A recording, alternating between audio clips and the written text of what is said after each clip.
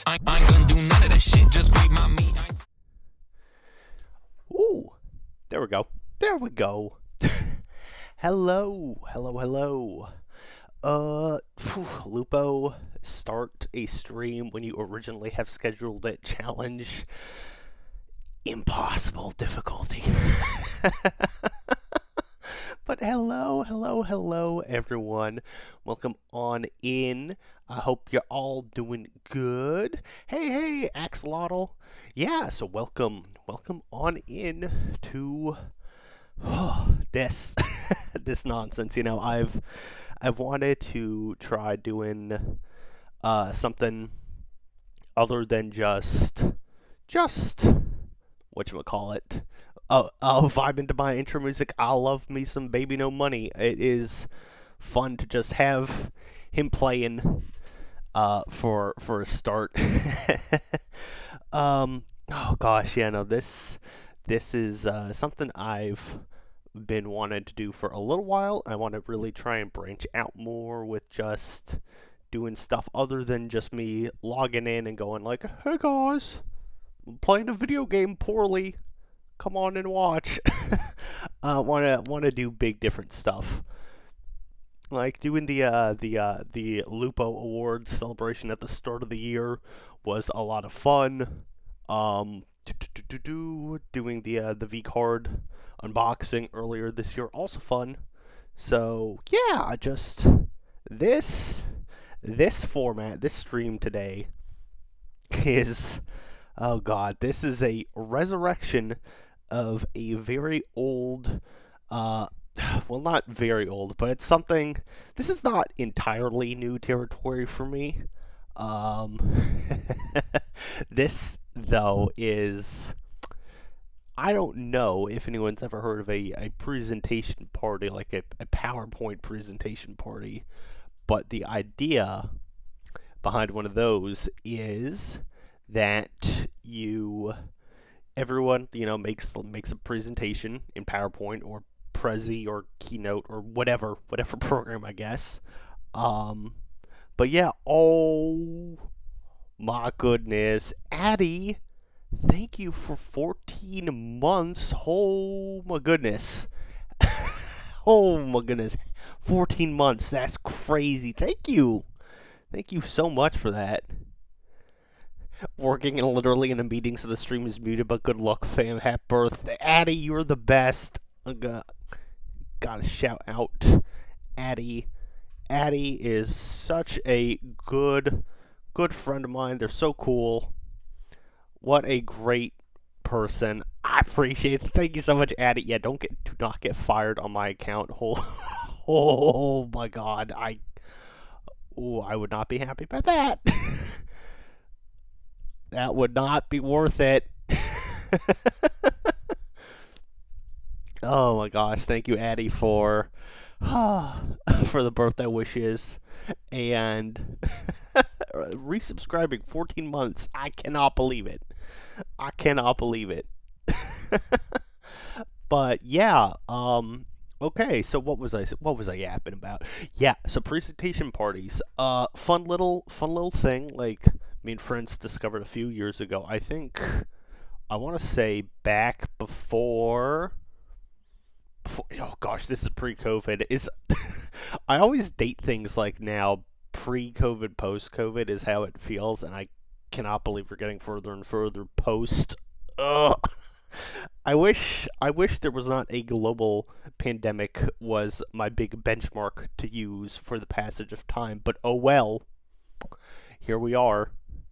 But yeah, the basic gist of a presentation party is everyone puts together just a little PowerPoint presentation on any topic they want. It can be something silly, or it can be something serious, just like something you find fascinating, and you present it to friends, which I'm sure is not a thrilling idea to most people, because understandably, for a lot of people, there is performance anxiety, like lots of people do not like to have to get up and speak in front of a room, even if it's a room full of friends, so I totally get that.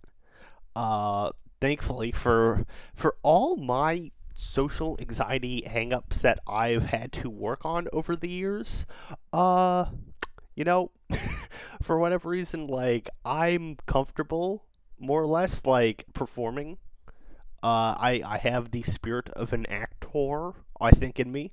It's why I like putting on this little digital costume, obviously, and just yapping in front of y'all. But yeah, so it's one of those things. Real hate performance and social anxiety. It's so dumb.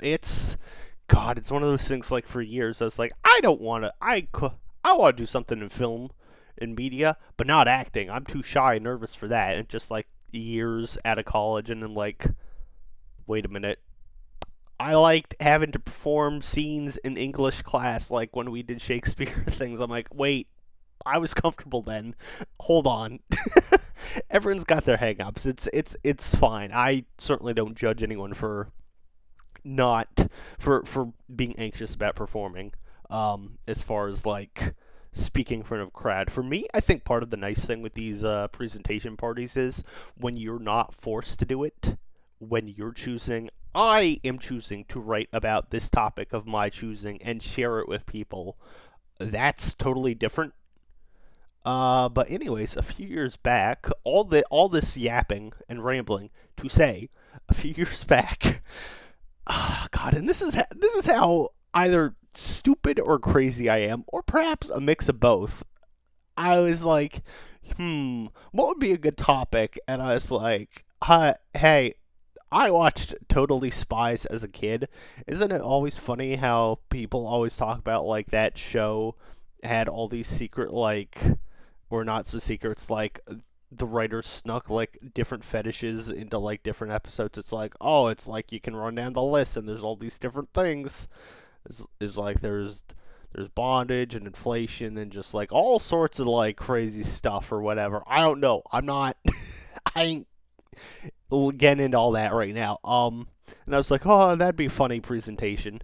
And then I stopped and thought, and I was like, there's gonna be people at this party I don't know who do not know me. So maybe I should pick something like a little less crazy, a little safer to present. And somehow my idiot self landed on, what if I did a smash or pass list? What if I did it for Bloodborne? Because to me that was like the most funny, like, haha, this is so out there as far as the normalcy of, oh, what's a normal thing? It's like, oh, I'm going down a smash or pass list of like anime characters. It's like that's like normal. It's nothing crazy. And I've been on. I listen. I'm 32. I am 32 today. I am 32 officially in about an hour. 2:30 birth baby. I've been on the internet for years. I've been on DeviantArt. I've been to Newgrounds. I know how it goes. There's crazier things out there than some just basic Spanish or Pass stuff.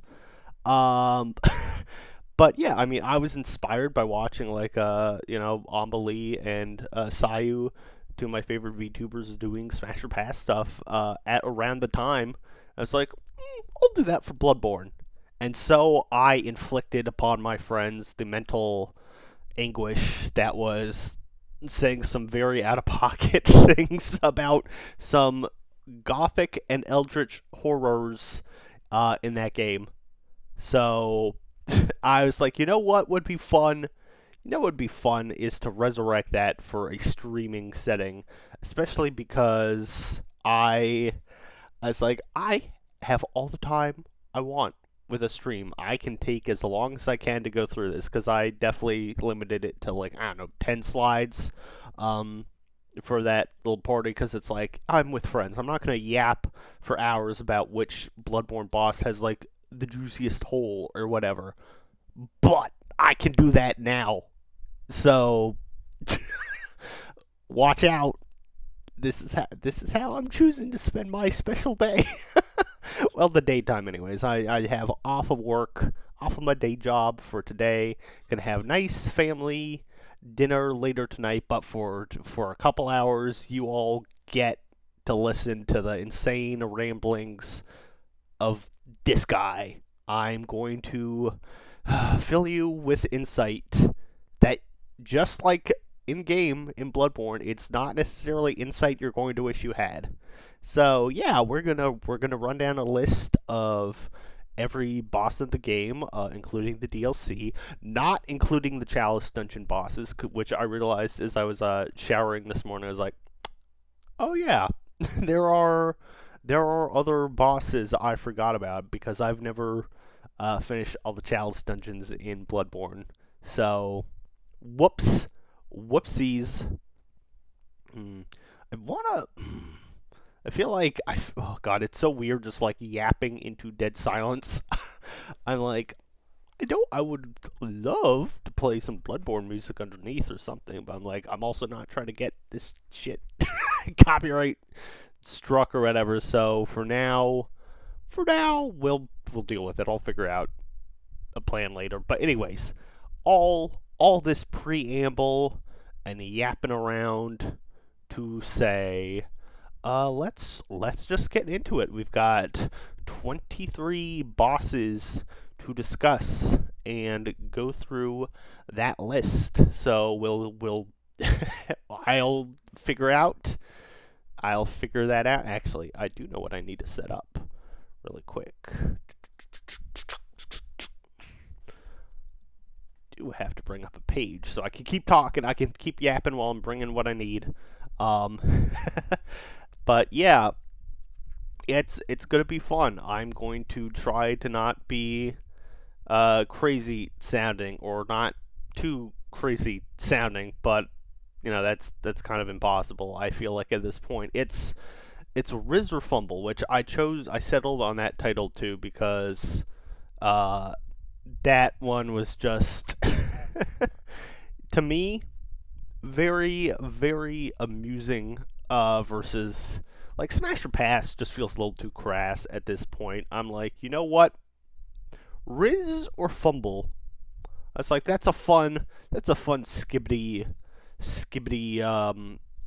thing now comparatively.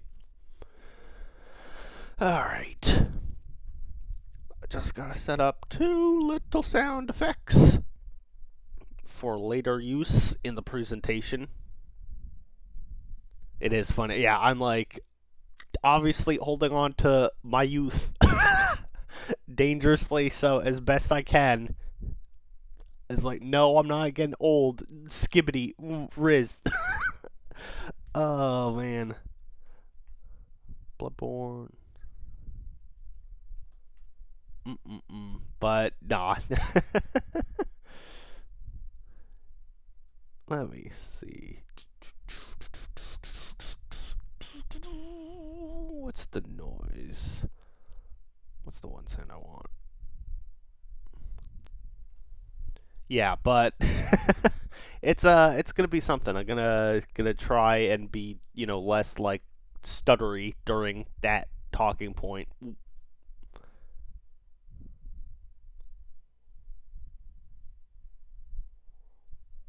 Okay, perfect. We are set.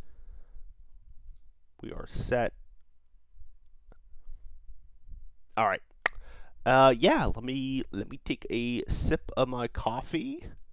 And we're good to go. We're good to get this insane show underway. All right. Yeah. 1 second.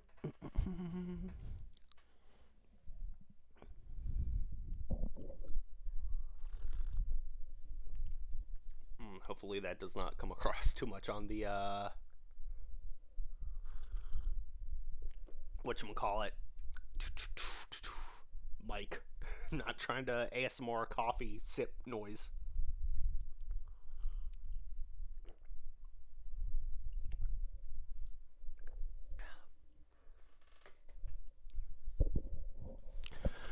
Alrighty then. Alrighty. Here we go. It's time. Let the brain rot commence. There we go. There we go.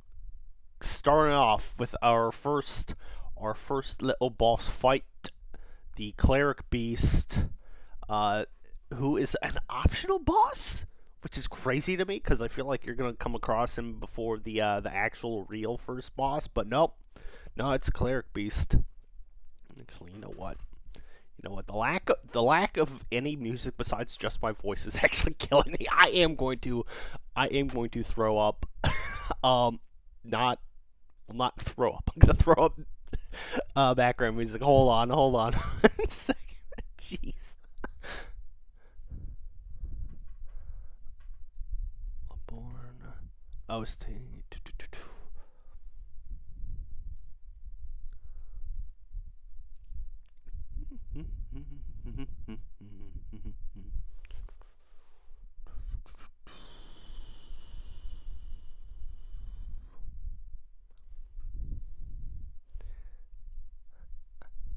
I like if I just am yapping for like 2 hours with nothing but that, I'll go mad. Oh man, like I don't mind being a yapper, but good lord, I'm so used to talking over video game soundtracks at this point that I will lose my damn mind if it's like nothing but my voice. Alright, let's see here. Let me get this going. Just bear with me 1 moment more.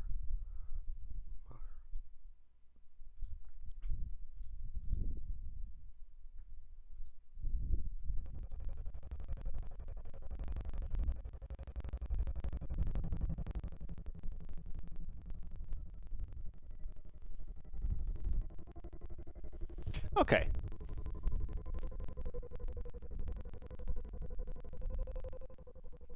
Got the Bloodborne soundtrack just going on in the background.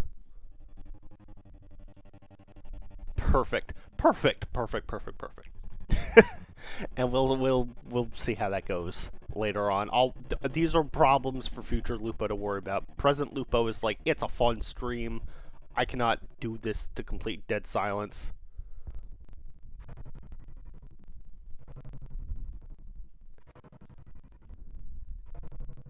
All right. So, anyways, let's all that done now. All the kerfuffle, all the hullabaloo. It is perfectly timed now to truly begin our true rundown. Who will be rizzed and who will be fumbled. Alright, so we are starting off with the first boss in the game, numero uno, the cleric beast, who you encounter on a big bridge. Alright, so yeah, we got the design off here to the side. That's where we're gonna have all our targets visible for this stream. So, alright, things to talk about. So, Cleric Beast is very large. One of the standout traits of the Cleric Beast is that they don't shut the hell up. I think that's a negative point, unfortunately, in their favor. There's a lot of screaming going on. It's like, chill out. Like, good lord. The Cleric Beast's screams might as well be part of the soundtrack for their boss fight. It does not stop. There are some noisy bosses in this game. There are some enemies in general that don't shut up. Cleric Beast is a very, very early example of that. So that's not great. I like the overall look. You know, it's Cleric Beast. Obviously, we got Beast right in the title. This is one of our earliest introductions to the kind of beasts we're gonna be encountering throughout Bloodborne. Because I think really the only in the area leading up to the cleric beast fight, you've got the villagers, and you've got some big ogre dudes who are, I mean, they're they're a little unnatural, but they're just big guys. Ultimately, they're just big guys with bricks. I think that's just how the British are. And werewolves are really the most you encounter. Oh, sorry. There's also giant rats. Kind of nearby, but I think you can get a cleric beast without running into the rats. So never mind that. But you know, cleric beasts are first real introduction in the game to how beasts are gonna go, and I think it's a cool design. It's wolf-esque. You know, it's like a unique version of a werewolf, I would say. Especially relatively early on. It's, you know, we got like the claws and the fur and big snout. And I like that it's different too. You know, you've got enough of the FromSoft twist already as is, where it's got like these antlers going on.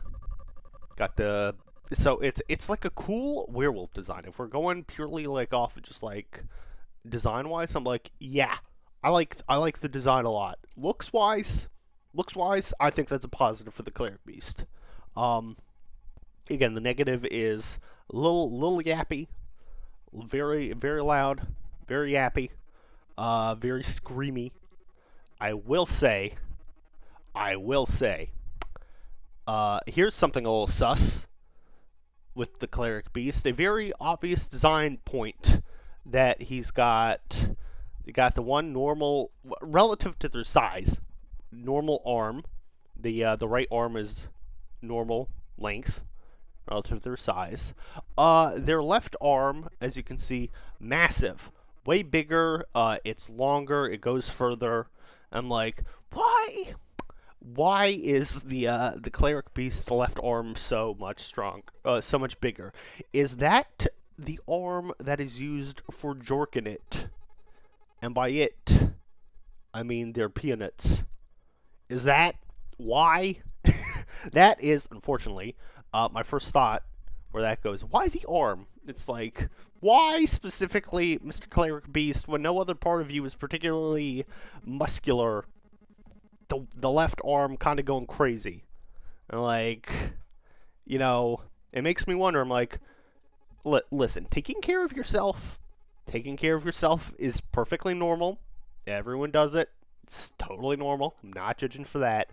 But if the one arm is going to be so big, there might be some overindulgence going on. So, you know, the worry with trying to date Cleric Beast is, can they show the proper restraint when it comes to that sort of thing? So it's tricky. we don't know for sure, but with the evidence presented before us and just what we do know, I feel confident. I think I can say, you know, Cleric Beast overall, I think I would Rizz the Cleric Beast. I feel like I could set aside the screaming. Pass for you. That's totally fair, Axolotl. That is totally fine. This is not a democracy. This is everyone it's my special day, and everyone has to deal with my brain rot today. So I think it's pretty narrow, the line for me, but I think that this is a Rizz. I think it's a Rizz. So let's see. Let's get that.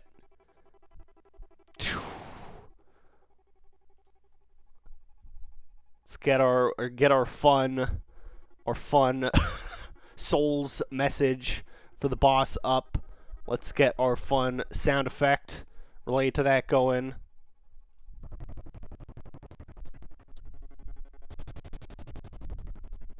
I don't know how audible that is. You know what? The passing is going to be the one that's more important. The pass is what's going to matter most. But for now, Cleric Beast, our first one on the list. I say Rizz. I say that's a Rizz for me. So there we go. There we go. Good lord. One down. 22 to go. Okay, next We got Father Gascoigne. Father? Oh my goodness. I was like, I was gearing up to pronounce Gascoigne, and it leaked into the the first part. Father Gascoigne, the first real story boss who, coincidentally, I hear his music. We just hit his boss theme in the soundtrack in the back. So good timing. Good timing there. So okay, you know what? That's a point for you. I'll give you this, Father Gascoigne. You got a good opening soundtrack. So good job. Good job for that. Yeah, he is our first real boss in the game. He is there to teach us. Primarily, he is there to function as a way of teaching the player how to parry with the gun, because parrying is a little different in Bloodborne versus your typical Souls game. Souls games, you got your shield, you can parry with your shield. Bloodborne, you've got a gun, and you gotta time the gunshot right to get the enemy in a very vulnerable state, and then you get your nice, fun, visceral attack. And there's that. And Father Gascoigne has very big tails to help the player learn exactly how to do that. So you know what? I'll give him a point in that, for he's a very nice, friendly guy in terms of helping you acclimate to the world of Yharnam. Helping you get a handle on figuring things out. So thank you, Father Gascoigne, for generosity with that. Moving on, though. Here's some problems with Mr. Gascoigne. He is a bit of a deadbeat dad. He is his daughters are off chilling in their home. They're waiting for their parents to come back, and he's too busy just hanging out in a graveyard, going nuts, and just complaining about. He's like, oh, these beasts. And I'm like, sir, you need to go home, because a feral hog is going to attack your daughters if they have to come looking for you. So he's not winning any Parent of the Year awards for sure. Like, I feel like very low bar in the in good old Yharnam to be a good parent. And sir, he's not passing it. He's not passing it. Let's see. Also, he's like, oh, gotta hunt the beasts. And yet, curiously enough, Father Gascoigne here turns into a beast in what is a semi-third phase for his fight. So first off, I'm like, sir, you're kind of cheating.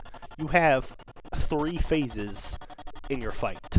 You got your first one where you're doing some stuff, and then you pull out some new hunter moves about halfway through your health bar, and we get you, to a third of your health bar left, and you're like, I'm gonna beast out. He's like, call me Mr. Beasto, and he turns into a werewolf thing. Not anywhere near as cool or big as the cleric beast. I think like part of the problem is Father Gascoigne. I don't think he goes full furry. I don't think he goes furry enough. It's like, if you're gonna do it, commit to the bit, man. Like, just go for it. Be a furry. Be a furry. There's nothing wrong with it. Like, I'm not gonna judge you for that part, sir. But, don't just half-ass it. Yeah, it's like, okay, yeah, I'm looking at, like, yeah, Mr. Beasto version. And, oh, his beard is a little longer. Like, he doesn't really do much. So, come on, dude. Like, commit to the bit. if you're gonna be a werewolf. Like, I do not want my werewolves to just look like slightly exaggerated men or whatever. I want a wolf. Give me the wolf. So, yeah, don't do that. So, all that to say, I think good old Father Gascoigne, I think he'll be a pass. I think I'm going to have to pass on him. Number one, he is married, and I'm not into NTR, so that's like step number one. And even if we ignored that, though, even if we ignored all that, yeah, it's just, he doesn't go furry enough when he goes furry, and he's got the fundamental. It's something I'll have to move past for a lot of these guys, but he's British. So, whoops. Yeah, so, Father Gascoigne, you, sir, are our first pass, or first fumble, as it were. Got Nightmare fumbled. The Nightmare has been fumbled. Where's my fun sound effect?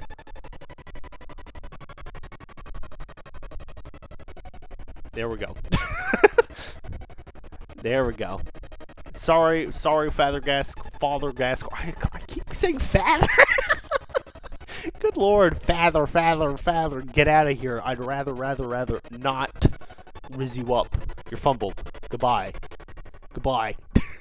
Moving on.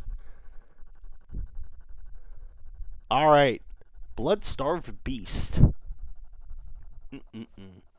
Blood-starved beast. Well, first off, hold on. Lupo's caffeine-starved beast for a second.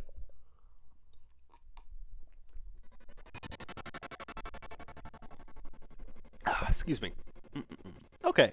Blood-starved beast, which, again, there's a shocking number of early game bosses I found, restarting Bloodborne recently. I'm like, yeah, these are just optional bosses. Like, I remember, a good majority of the early game bosses, and a shocking amount of them not story necessary. You don't have to fight them to progress. And Blood-starved Beast falls into that category, but they're early on enough that it is definitely worth doing. So yeah, let's talk about our blood-starved beast here. So obviously, they're hungry. They want some blood, and they aren't getting some. Now, that is very evident. Very, very evident in the design. See like a lot of skinniness going on here. It's definitely a guy who's like, I am not getting enough sustenance, please. So, you know what? Points for the fitting name. Points for your name being fitting, good sir. A design element I really like, and is also creepy, is that the Blood-starved Beast, this like cloak that they've got over their head, is their own flayed skin. Like, it's their back, like, flayed and hanging over, draping over them like a cloak, like a hood. It's very cool. It's a really great design. Like, it's something super simplistic but super cool. I like it. That said, it also makes the Blood-starved Beast very sticky and wet looking. And I'm like, yeah, they're kind of dripping with it. As you can see, their drip is literally dripping with viscera. And as a mild hypochondriac, I don't know how much I want to get into that. I'm someone who's like, yeah, man, I gotta hand sanitize those hands immediately after I'm out of like a public store, because I've touched things other people have touched. I don't know if I really want to hang with a big drippy flesh poncho buddy here. Blood doesn't necessarily bother me, but the viscera, and that's not even getting into all the poison that good old Blood-starved is spewing out while you fight them. So that part's not great either. And you know what? Bonus points in the negative for the Bloodborne DLC for Blood-starved being a very nasty surprise, where there's a cave early on as you're progressing through the old hunter's nightmare. And there's a cave, and it's like, oh god, there's a guy with like a Gatling gun in here. This is bad. It's super dark in this cave. Go all the way back to the cave. Oh, that's just the Bloodstorm Beast just chilling back there. They have reduced a boss to an enemy back here, and it gives me the vibes of going to Dark Souls 1 with Gendalas Izalith, and it's just, oh, here's the Taurus demon running around, and the oh god, what's the Capra demon? Yeah, it's just like, oh, here's early game bosses back as just regular enemies, and it's like, I don't want to deal with that. I would rather not deal with that.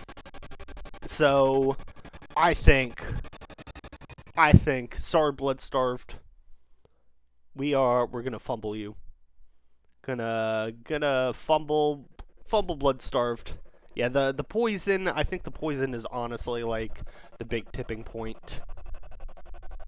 But yeah, sorry Bloodstarved. No thank you. No thank you. Pass. Moving on.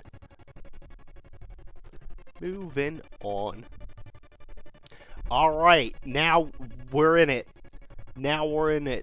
Vicar Amelia. Look at her. Whew. Now, I don't necessarily, I don't think I would classify myself as a furry.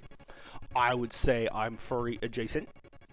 I apparently watched enough of, it's honestly a bit of a shock. I watched a lot of Tailspin and DuckTales and Disney's Robin Hood growing up. So it's kind of like, have this not happen. But it is what it is. So, anyways, furry adjacent atelier here, looking respectfully at Vicar Amelia. I like her. She's a cool, big, fluffy wolf lady. I like that, like, her bandages and her fur kind of just, like, mixed together. As far as the design goes, it's all very intertwined, so you don't get to see too much of a difference. It's just a very congruent is probably not the word. I don't know, I'm yapping. I'm saying stuff. Anyway, she's cool. I like her design. It's basic. It's a basic giant werewolf lady, but it works. You know? It's sometimes simplicity. Sometimes simple is best. Sometimes you don't need anything going too crazy. Sometimes, you know, just a straight up classic. Yeah, that's a werewolf. That works. And she's got the little uniqueness of the antlers, the deer-esque antlers coming out. So there's a mix of that. So that's cool. It's not even just, it's mostly straight werewolf design, but not too far. Like, there's some originality. I like the proportions. The proportions are good. She does yell during her fight, but she's not anywhere near as yappy as, like, Cleric Beast or some other bosses that we'll talk about later. So I feel like Vicar Amelia just strikes, like, the perfect balance, you know, as far as simple design, still good creepiness, not an overly frustrating boss either, so points for that. So yeah, you know, I think this is a pretty easy one to decide on. Vicar Amelia, gonna Rizz. That is a very easy Rizz decision, I think. That one really did not take any any kind of, like, effort to think about too much. It's like, yep, Vicar Amelia, solid, A+, A+. Good design, good character, good one. Alright. Now then, next we will discuss the Witches of Hemwick. Yes, now granted, it is just Witch, according to the official, like, boss subtitle when you're fighting. It's Witch of Hemwick, but there are two witches. Yeah, you're going through what is a relatively easy boss fight. You know, you're fighting this old woman who shows up and disappears very quickly. And you're like, okay, this is whatever. And then it turns out, no, there are two single witches in your area, and they are both hoping to scoop out your eyeball. So, yeah, so at this point we will address them as witches, because it's two of them. So, let's talk about the positives. Older women. We like older women in this in this space. We are God, it's so ridiculous. Ridiculous. The term hag, the way it gets thrown around for anyone over 30, like for women in particular. I'm like, it's so nut. I remember being a young lad. Oh God, being in college like 10 years ago now. Being on TV tropes, looking at all this stuff because I was like, I like anime. I'm gonna look at TV tropes for all my anime, and learning about the trope called Christmas cake, which was, you see in like a lot of anime at least. It's like, oh, this older like teacher character who it's like, oh, she's single and she really wants to get married, and like the term Christmas cake coming from apparently, oh yeah, like a Christmas cake is a cake for Christmas where it's like people like it, but after the 25th of December, no one's really as interested in it, and that being applied to age of like after the age of 25, it's like, then the woman's like older, which let me tell you, the older you get, the more insane a take that is. 25? Are you kidding me? Are you kidding me? Insane. I have to drop the facade of character for a minute to be like, good lord, people age, women age, and honestly, like, it's good. It's a good thing. Who wants to be perpetually stuck in their confusing youth? I don't know about for other people. For me, anyways, I was worried leading up into my 30s. I was like, oh god, it feels like I'm getting so old. This is crazy. And then once you hit 30, it's fine. And honestly, I feel like I have the best grasp of myself and who I am at this point in time. I feel really, really just like comfortable in my knowledge of I'm an adult. I know what I'm doing as an adult. Like, it's it's crazy. It's crazy. To try and be like, oh yeah, we don't women, like, it's like, come on. So, on one hand, it's like, let it be clear. Oh, let me be clear. When I say I am hag maxing all the time, all it means is, yeah, I like women my age. I like women who are around my age. Go figure. So, old lady witches, you're fine. I'm not judging you for your ages. Here's what I will judge you for. That's a lot of eyeballs. That's a lot of eyeballs on your cloak. Little too many.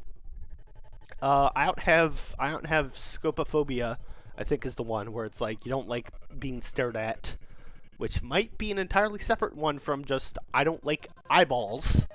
I don't know. I'm not a phobia expert, but it's like it's one too many. Maybe if you just like had a nice, I don't know, pearl necklace of the eyeballs instead of like sequined beads for a dress. Maybe, ma'am, it's a bit too much. It's just too many eyes. And you have so many eyes as is on your dress, and you're still trying to take mine when when you've got this many. It's like, listen, look at the model. Look at this character model. Look at this VTuber model, rather. The eye patch is for show. I just think it's cool when characters have an eye patch. I thought Big Boss was really cool back when I played Metal Gear Solid 3 in high school. That's why I have the eye patch. I do not actually want to be missing any eyes. I like having two eyes. I need glasses for both of my eyes to work properly, but I still appreciate having both of my eyes. So no with the eyeball scooping. God, okay, there's a lot to say about Witches of Hemwick, despite them being arguably the easiest boss fight in the game, I would say, because they really don't do much. They disappear and reappear. I'll say they are polyamorous because in addition to a second witch showing up, during the fight and them being able to heal each other up, they also summon in the Mad Ones. They bring in the Mad Ones, which I don't have a separate screen for them, so let me get get them up because I feel like that is important to share.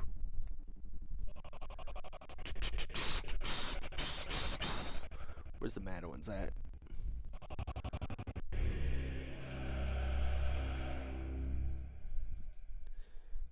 Alright. Da-da-da.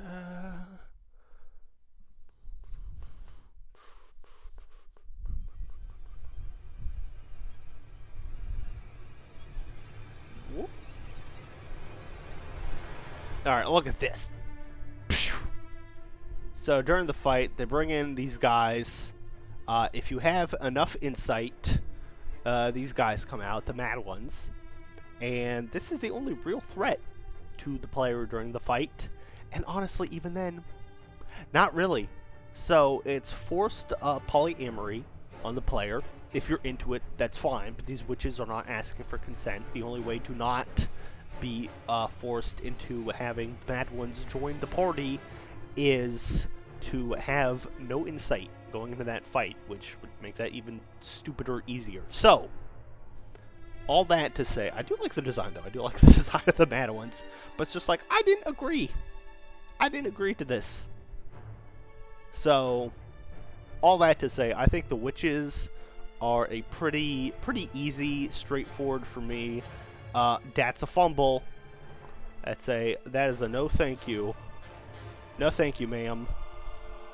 I appreciate it, but pass.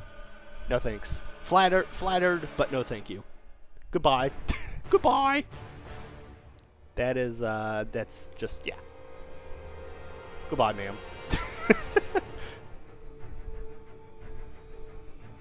Let's see. Who's next? Ooh, next we got Dark Beast Pearl. Dark Beast Pearl.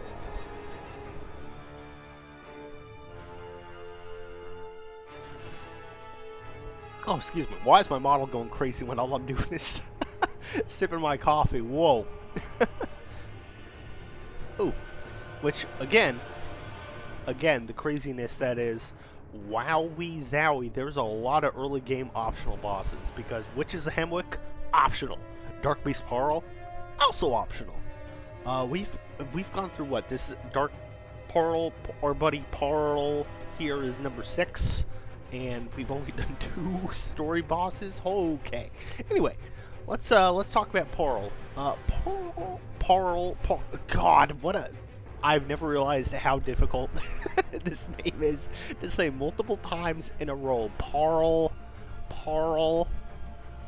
Oh, I hate it. It's like, it feels to me like trying to say the Carl from the whatever the llama animation was. I never actually watched it, but it's the famous one for people in my age bracket. On YouTube is the llamas. Carl, that kills people, or whatever the hell that was. I don't know. Llamas with hats. Thank you, Axolotl.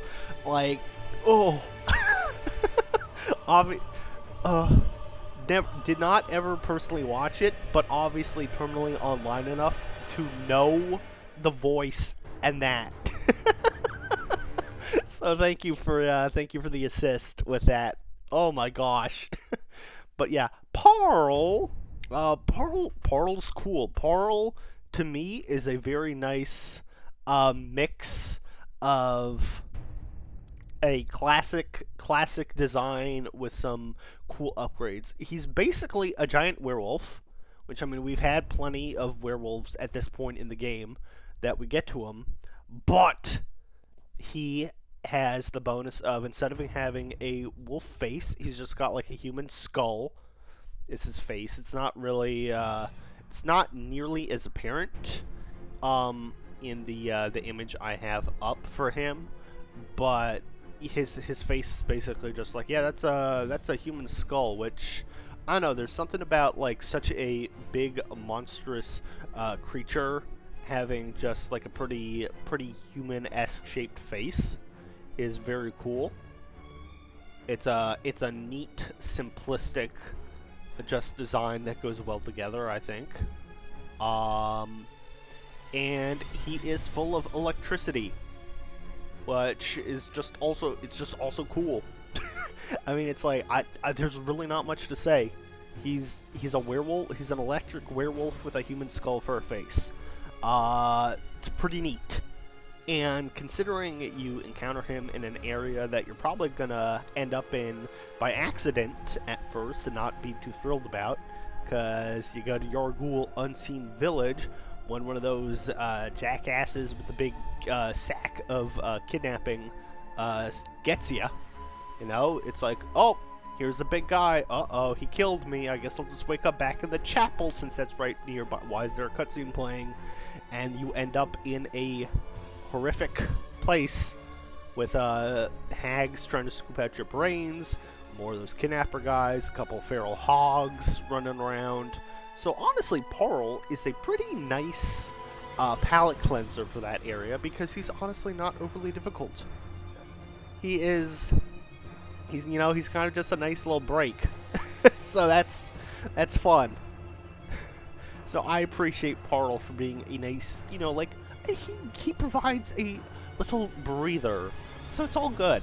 It's all good. I appreciate you, Pearl, for not being overly difficult and just being a cool design in general.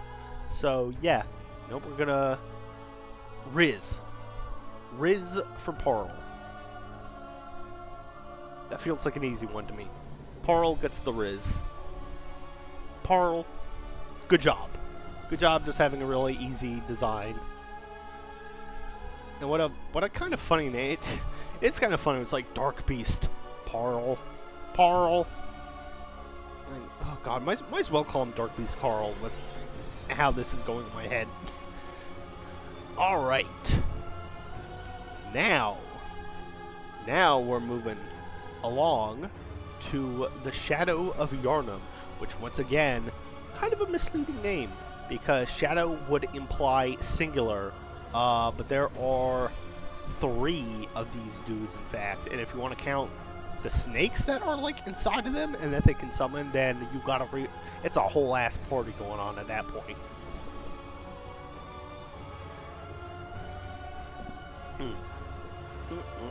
Yeah, so Shadow of Yharnam. So, I'll give them style points. I like the simplistic dark cloaks. It's a standard for a reason.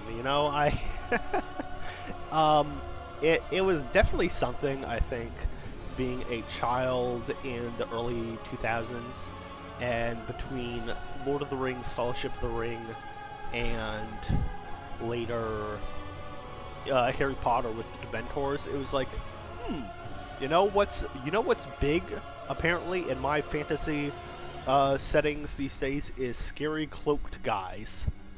And I'm like, it's a classic design. It works.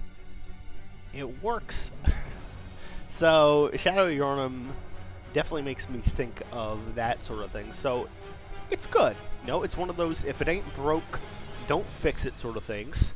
There's not a whole lot going on with them, I would say, beyond the look. It is what it is. It's it's like a classic suit. They're not doing anything crazy. It's really hard to get much view of anything. You don't even get to see their faces in particularly. But what else do they bring to the table? What else? We got 3 of them. What are they bringing to us? What's fun? I'll tell you what's not fun because I fought them recently in the game. I don't like that they're a pain to fight all 3 of them at once. It's honestly, Not a terribly difficult fight if you're dealing with any single one of them at a time. None of them have an overly crazy moveset, but all three at once, it's just like, guys, come on now. Come on now. Let's chillax. Let's chill a little bit. And that's not even getting into, like, you take away a good amount of their health, and they start summoning snakes out of their chests and doing more stuff, and you're like, okay, chill with the snakes a little bit. I fought so many snakes just trying to get to this part of the woods.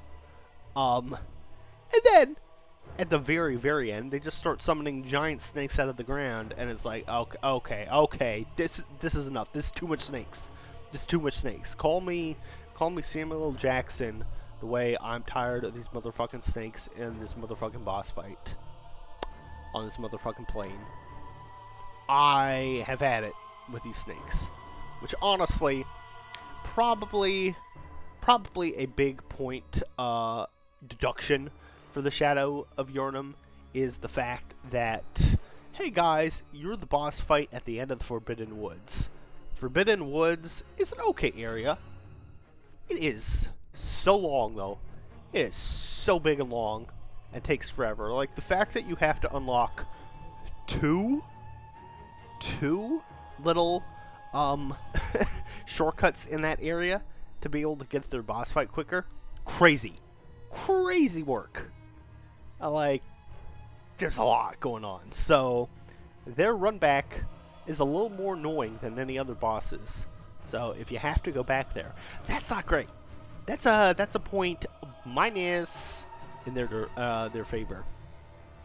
But otherwise, I don't know. I don't have particularly strong opinions on the Shadow of Yharnam, one way or another. I don't think the fight has ever given me too much trouble. They look fine. I don't think they're overly cool. They're fine. So I don't have enough negatives where I'm like, I'm gonna pass on them. But I don't feel like it's a strong Rizz either. You know, I think like, all right, the three of us, we can go get some food together. Or we can, like, maybe we'll just stay friends from there. You know, honestly, I think that's bored. I'd rather be friends with the Shadow of Yharnam than date any of them. I'd rather just be friends. So I feel like that still falls into the Rizz category, but just friends. Just friends would be good. Don't need anything more than that. Who's next?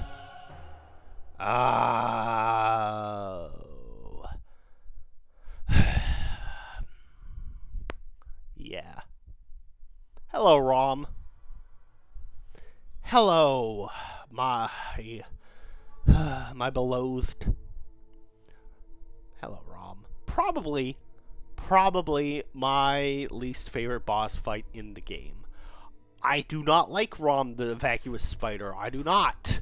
I would not fight Rom the Vacuous Spider in a plane or on a train or whatever the other Dr. Seuss things is. I don't like fighting Rom. I do not.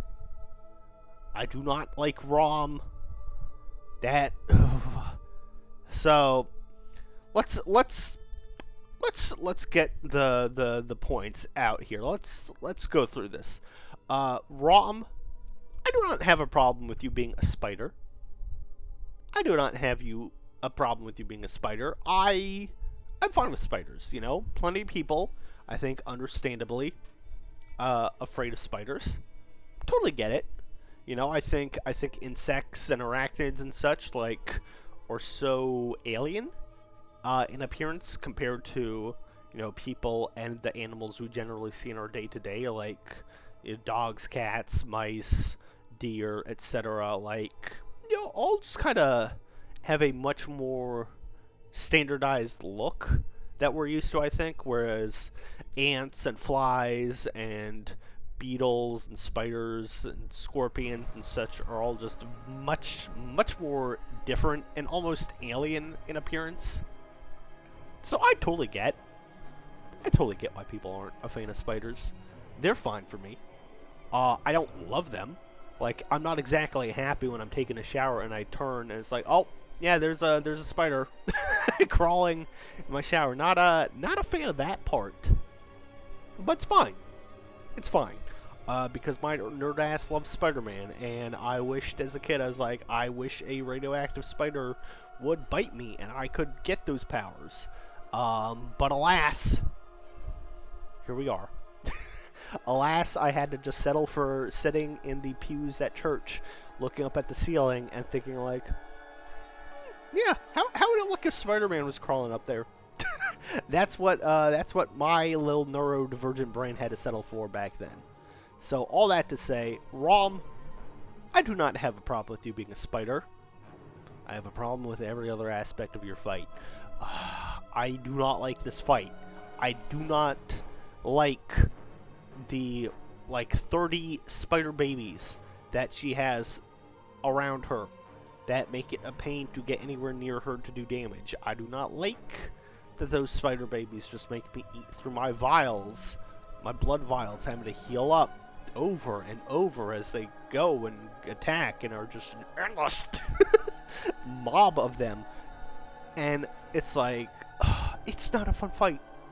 It's not a fun fight. The 2 times that I've finished Bloodborne, front to back, completed it, and I've gone to Rom, I've had to do the very boring, very slow method of fighting her, which is take out every individual spider enemy around her and then deal with her. I cannot handle that fight if the spiders are not gone completely. I can't do it. I don't like that she's casting crazy magic spells and making you run around. It's just a lot. It's a lot. I don't like the fight. I'm sorry, Rom. I feel like everyone has one of the great things I love about Souls games is you get such a for as much shared experience as there is, I think there's a lot of varied experiences too. Some people have easier times with certain bosses than others, and some people have harder times with certain bosses than others, and it's always fun to talk with friends and compare those experiences. I don't think I've ever any of my friends have never been like, yeah, Rom was fine, Rom's good, Rom's cool. I don't like Rom. I don't like the fight. It sucks. I hate that fight. I hate having to slowly deal with those spiders. Okay, here, I'll be nice. I'll be nice to you, Rom. You've got a bunch of baby spiders around you. MILF. Point in your favor. There. Your defeat leads to the cool reveal of the game, the full unveiling of the curtain of, oh, this is not just some gothic horror setting, this is some Lovecraftian shit too. There's old ones and other stuff beyond human comprehension. Rom is the nice final in between of that. It's a giant spider, but she's so much more otherworldly in appearance. She doesn't look like a spider.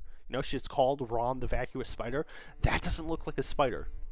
Looks more like, I don't know, I'm not a bug expert, but millipede, not a millipede, because I got a bajillion legs. I don't know, but she looks like something out of James and the Giant Peach. I feel like she would be in James and the Giant Peach. So not anything bad design-wise, and the face, yeah, it's a creepy face. It's not exactly spider-like, but it sure ain't comprehensible. But yeah, Rom, I'm sorry.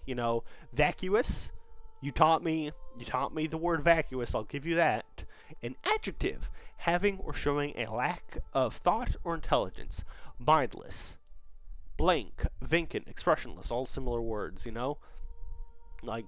on you, Rom, for expanding my vocabulary. And perhaps if I could get sucked vacuous style, you've heard of sucked stupid style, get ready for sucked vacuous style. If that were a thing, maybe, but it's not a thing. is nothing. There's just all the jumping, exploding baby spiders, and you just shooting a bunch of spells at me, and I hate it. So I hate this fight. We're fumbling. We're fumbling. We're done. I'm sorry, Rob. I'm not sorry. This was like one of the more obvious ones for me, offhand, knowing. It's like, nope. No thank you. No thank you. That's a no. That's a fumble. That's a fumble. I cannot. I cannot, and I will not. You gotta go, Rom. You gotta go. Alright, who's after you, Rom? Oh! The One Reborn. The One Reborn. So, yeah, One Reborn. On the one hand, very cool design. Very cool, unique concept. I love it. The idea of like all these corpses mashed together. You know, as these people are like trying to recreate an old one. So as like a failed attempt at that, so cool. So cool in design. Appearance-wise, though, no, thank you. No, I'm good. You know, very, very much so the definition of creepy and wet. You know, it's like, hey, is your One Reborn creepy or wet? And the receptionist tells me they are both, sir. They are a lot.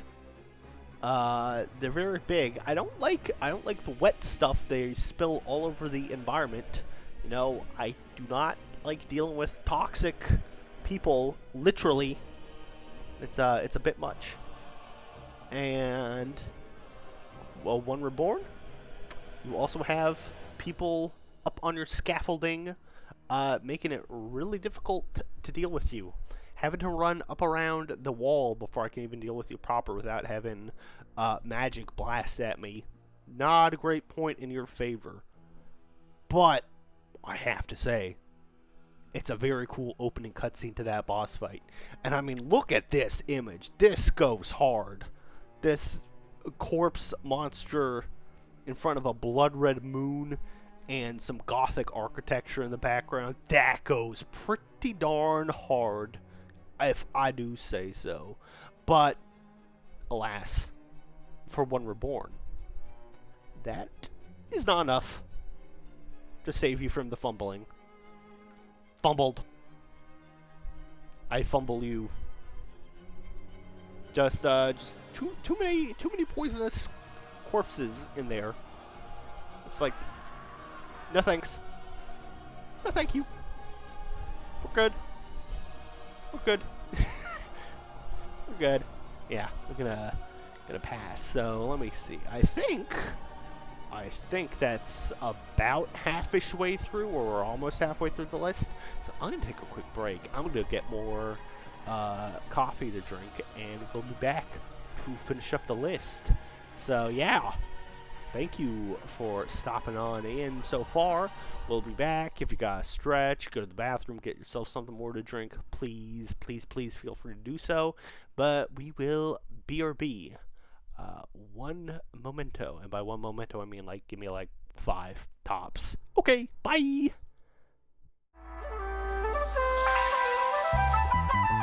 Someone said pussy bad for me. She said she gon' pass it over.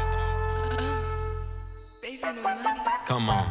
Yeah, yeah, yeah, yeah, yeah, yeah, yeah. I'm on them antidepressants. We feeling good today. Maybe I'm gon' give her some attention. This lady batshit crazy, yeah, she want me no protection. Pause. I ain't gonna do none of that shit. Just grate my meat, I ain't taking no pic. She tap my name right under her lip. I did 1, 2, like lickety splits. In front of ice, I need a peacoat. Yeah, I just have book, call me Nemo. Keep it wet outside, Al Pacino. A6 on my feet, cause I'm a cheapo. Walk out 20X, fun to Nino. Costco, hot all day, yeah, she dethrone. Me and the keys, let's hit that bingo. I'm on them antidepressants. We feeling good today. Wall Street making entrance. Yeah, I'm the shit today. Antidepressants. Antidepressants. Wall Street making entrance. Yeah, I'm the shit today. Really bust down, my pants down in the penthouse downtown with a real nice view.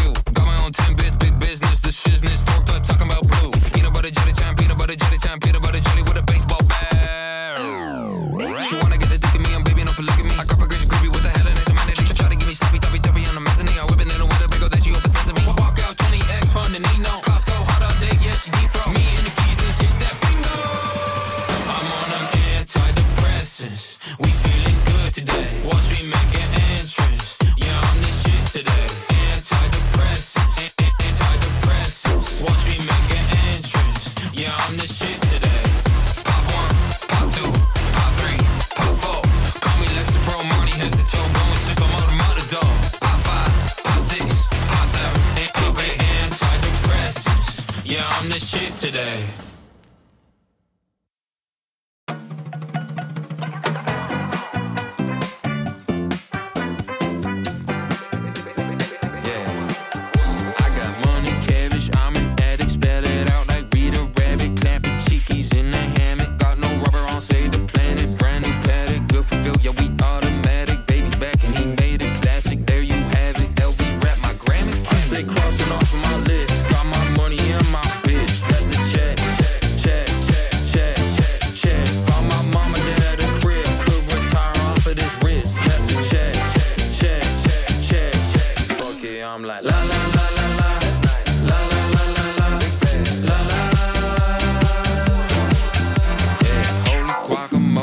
She riding my little pony, call me Richard Al Capone, smooth and cold, last names and bones. She said I taste sweet like soba, taking my big ass bag from Sony. I'm designing my shit Adobe, sailed the seven seas, got dick like Moby.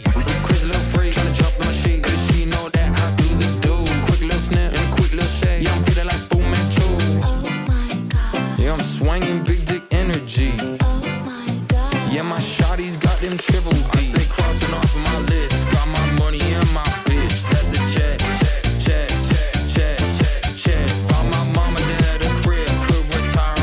wrist, that's a check, check, check. Fuck you, I'm like la la la la la, la la la la la, la la. Laughing to the bank, laughing to the bank, la la la la la, la la la la la, yeah bitch, la la. Laughing to the bank, laughing to the bank. Let's go crazy.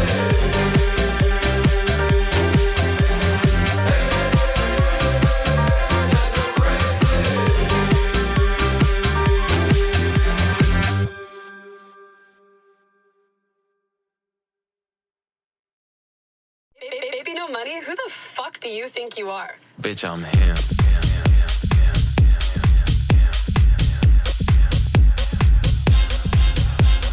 ITBOY, BBNO $sign. That's me, that's right, that's me, that's right. I am HRM, the Gen Z Eminem. That's me, that's right, that's me, that's right, that's me. Damn right, baby, when it, boy, Jesus Christ, I bet on myself, I up my price, I kiss on her tongue, I ain't got no type. 200K, got me jumping on stage, all white Benz, see me whipping mayonnaise. She looking at me, she wanna tight. Shawty got a boyfriend, get out my face. Hey, bitch, born on smoke it like endo, free throw, never catch me in a friend zone. Catch real green cheese pesto, eating her box like bento, memento. Tap keep bustin' like Pepsi, Mentos, fit all money, yeah, this ain't Kenzo. Hey, I'm the it boy, dick long, money long, yes, I'm him, you spot on. ITBOY, BBNO $sign. That's me, that's right, that's me, that's right. I am HRM, the Gen Z Eminem. That's me, that's right, that's me, that's right. IT boy, the it boy, you know he the shit boy. IT boy, the it boy. Bitch, I'm him. Yeah, boy. I'm that baby in the club looking for single lady. Let's go shopping, blow some cash, hop in my bubble gum Mercedes. She got curvature, I'm curving her, I'm flaky. Please don't hate me. Tiffany from Perth, she nice, she thunder, fuck me, AC/DC. What the fuck is wrong with you? ITBOY, BBNO $sign. That's me, that's right, that's me, that's right. I am HRM, the Gen Z Eminem. That's me, that's right, that's me, that's right. IT boy, the it boy, you know he the shit boy. IT boy, the it boy, you know he the shit boy. IT boy, the it boy, Yeah, boy. you know he the shit boy. Shit, boy. IT boy, the it boy, Yeah, boy. Bitch, I'm him. IT boy, the it boy, That's me, that's right. IT boy, the it boy, Bitch, I'm him. IT boy, the it boy, That's me, that's right. IT boy, the it boy. Bitch, I'm him.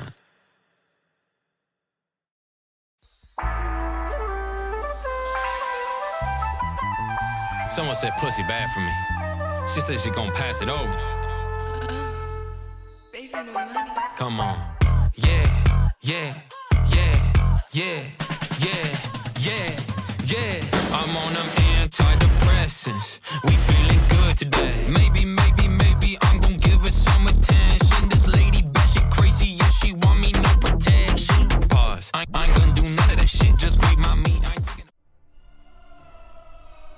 I love that. I love that. Addie. Oh my gosh, I love that so much for you. Costco hot dog date, yes, you deep throat. First thing hearing when I'm muting after an hour-long call with your boss. Incredible, incredible. I love Baby No Money. I love him. Fun music. God, I wish so much I could share his stuff more than I do. But alas, because of the content of his lyrics, unfortunately, like I do at my day job. There is a music league is what we do, and it's you get different themes. You get different themes that you got to work on for Spotify. Or rather, it makes a list. So let me see. Like, for example, we will get back to our regularly scheduled Bloodborne dating stuff. But first, what's my current one? Because I just realized, I got my song is due for today actually. Due tomorrow. I got time still. But it's the current round is covers better than the original. So it's like I'd pick a song that's a cover of something and be like, I like this one, and it's anonymous, and you get a full playlist of it, and you listen through, and you vote. In our league, we have three upvotes and one downvote that you have to use. And yeah, so I, having gone much more into Baby No Money, I was like, I want to use Baby No Money for one of these. But I'm like, for my work, it has to be safe for work within reason. Like the occasional F-bomb or whatever in a song, I don't think is the worst. Like I try to keep it cleaner lyrically, but if that's in the song, it's not the worst. I've seen other people submit stuff like that, so it's not killer. But yeah, like with Baby No Money, I've hoped, I'm like, listen, he's a little mumbly in some of these, right? Like maybe I can swing it, and I'm like, I don't know that I can, man. like check is good. Could I do check? And it's like he's like I'm swinging big dick energy like so clearly. And that, and like It Boy's fun. And nope, that starts with Baby No Money. What the fuck is wrong with you? Antidepressants, I like that. Song literally starts with somebody said pussy bad for me. I can't use him for my music league. I want to, but nothing is anywhere near work appropriate. I think at most I might be able to get away, I think, with using his song 2, because I think that is like the cleanest Baby No Money song I like that I could probably use. But yeah, like a lot of my go-tos, I'm like, nope, yeah, like as pointed out, Costco hot dog date, yeah, she deep throat. I can't. I always think of too. Oh god, Antidepressants also has the lyric, yeah, she wanna put a dick in me, baby no polygamy. I love his music. I can't. The song that introduced me to him too, the first song I heard was his song he did with Smosh, which is called Submissive and Breedable, which is very fun, very funny song. I also can't do that. I can't do that one either, because that's got lyrics like, she call me her doggy, like walk me like a Warner rhymer, she make me bust atomic, I call her Sloppenheimer, which is incredible stuff. Lyrical mastery, for sure. I cannot do that in a work appropriate setting.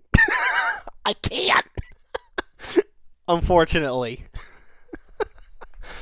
But I think 2 is safe enough. And I think 2 has, just as good lyrics even in a safe way. Like I love the line where it's like it's the chorus of like the kids.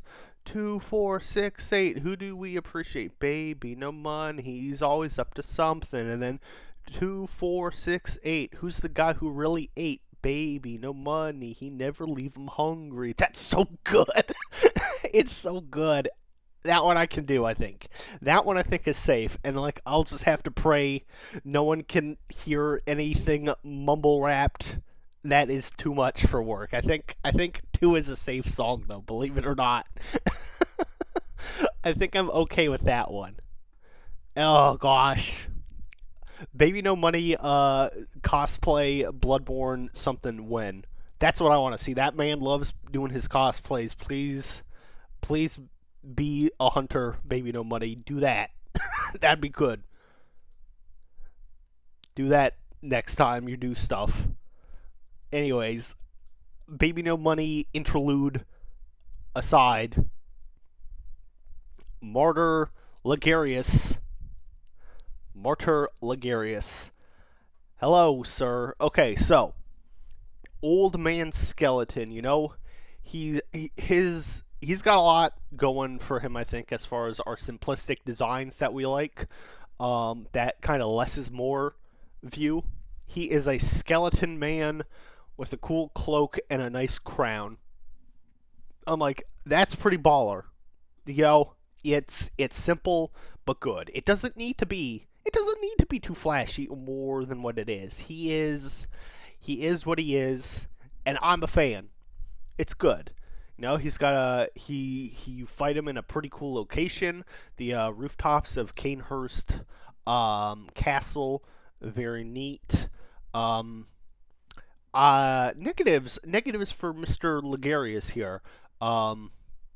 He is not very good with boundaries, you know? Lady Canehurst is trying to chill in her room, and he's just right there at the door waiting eternally like a simp. And it's like, dude, you gotta let her have some space. Come on, man. It's like her DMs are not open. Back off. So that part's not great. He does have a loyal following, though. You know, his good buddy Alfred is very much so like, I love Martyr Ligarius. He's very cool, but Alfred is also not great with boundaries regarding Mrs. Canehurst. If you give him some information. So basically, the lesson of the day, dear hunters, is do not dox people. Do not dox Lady Canehurst to Martyr Ligarius and Alfred. Do not do so, because it's not going to end well for her. But Martyr Ligarius, as you are, you're pretty cool. You know,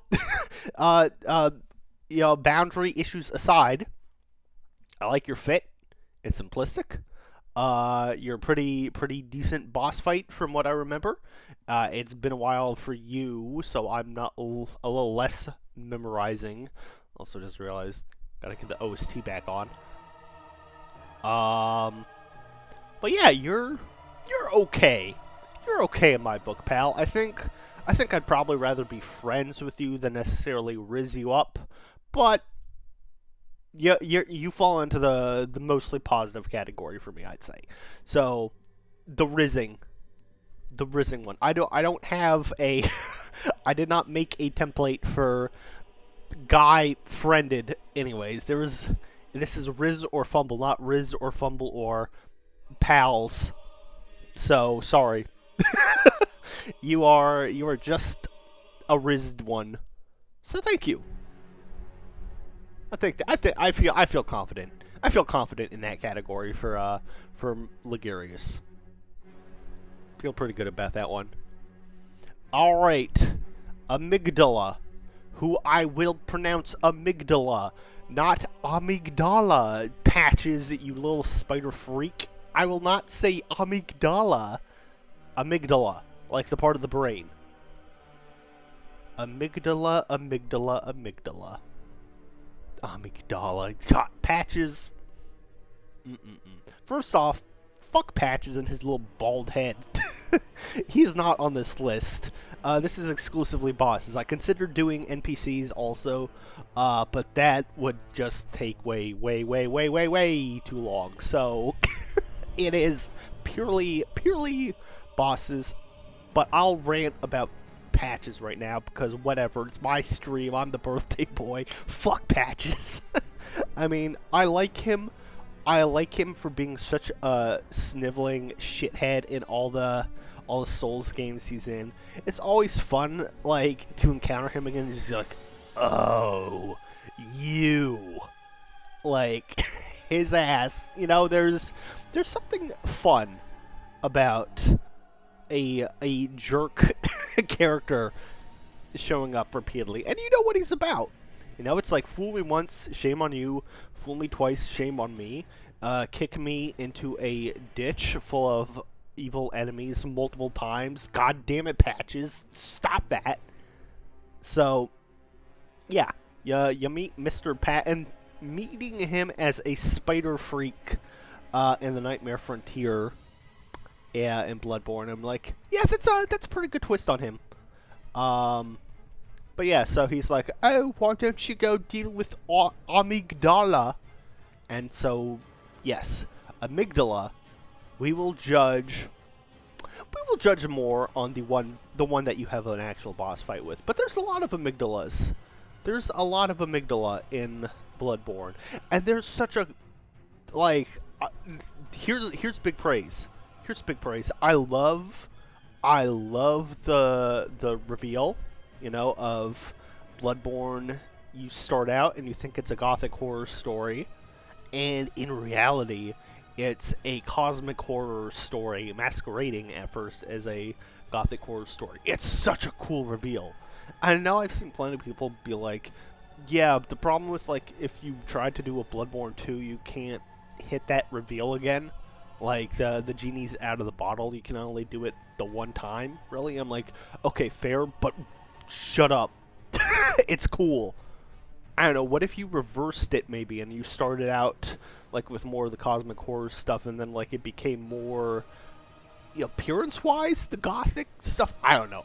Probably doesn't work that way because of the scale, but the point that Mr. Lupo is making with all this is I love that the Amygdala are such an extension of that, because they're all around. They're all around the game. You know, you got the one hanging off of Odeon Chapel very early on in the game, one of the earliest areas you get to, and there's a guy just chilling there, but you don't know it. You don't know it unless you have enough insight to be able to see him. Either you beat Rom and peel away the curtain that was hiding the fact, oopsies, all cosmic horror, or you have enough insight and you're like, what is that?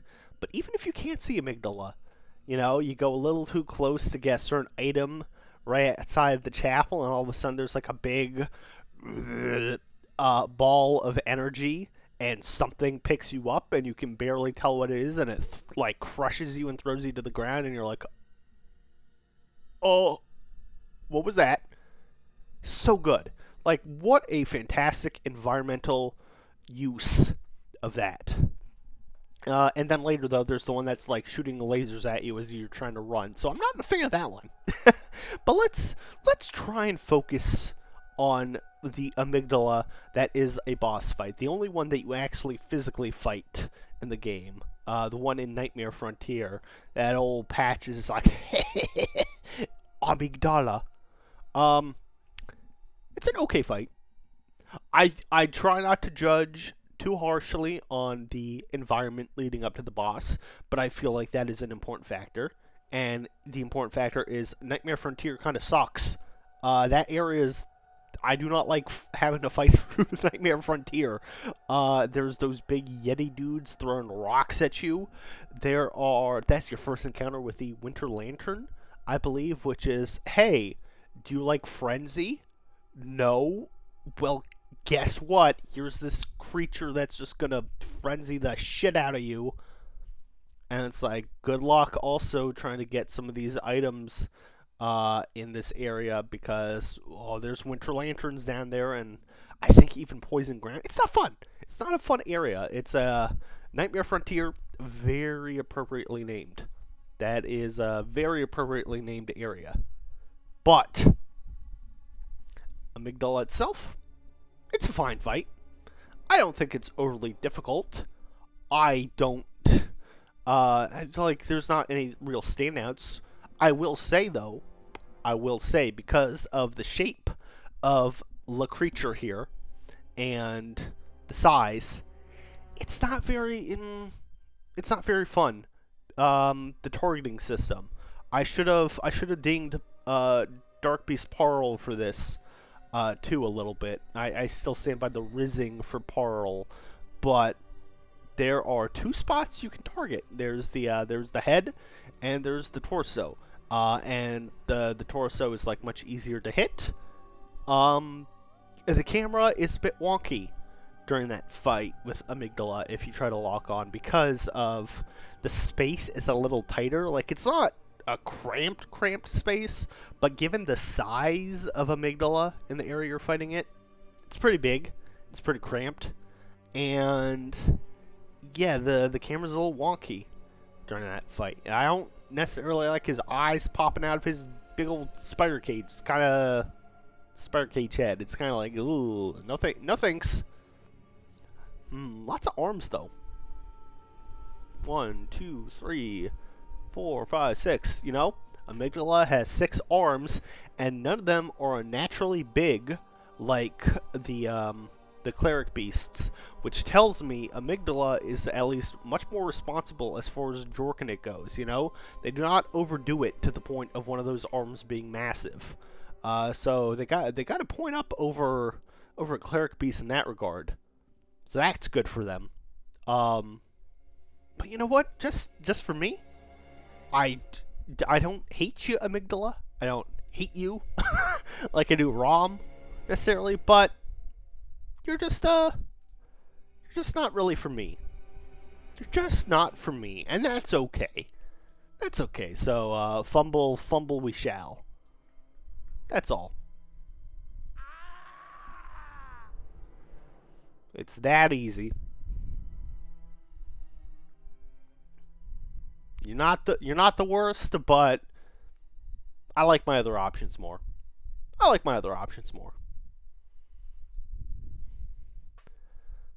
All right. Celestial Emissary. Yeah.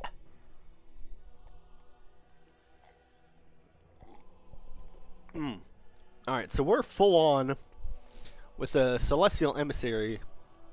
We are full on, and this is a cosmic horror story, because that's an alien. That's an alien in terms of appearance and glow, and also the name, because Celestial being, you know, like the stars, and Emissary being what would it be, like a visitor? Like an official visitor? What is the exact definition of emissary? Obviously, it's a word I know, but I don't know exactly offhand. So before I make myself sound too stupid, what is an emissary? A person who is sent somewhere in order to act as a representative. There we go. Yeah. So yeah, what I was saying. It's like I knew. But whatever. And Celestial obviously is relating to the sky or outer space.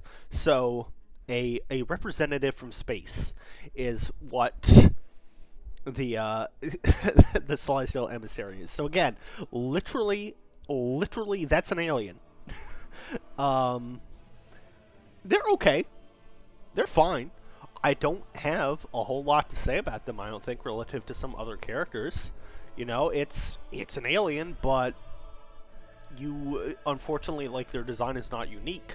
You fight a couple of little celestial guys throughout the game. You find some of them, so it's not a crazy design.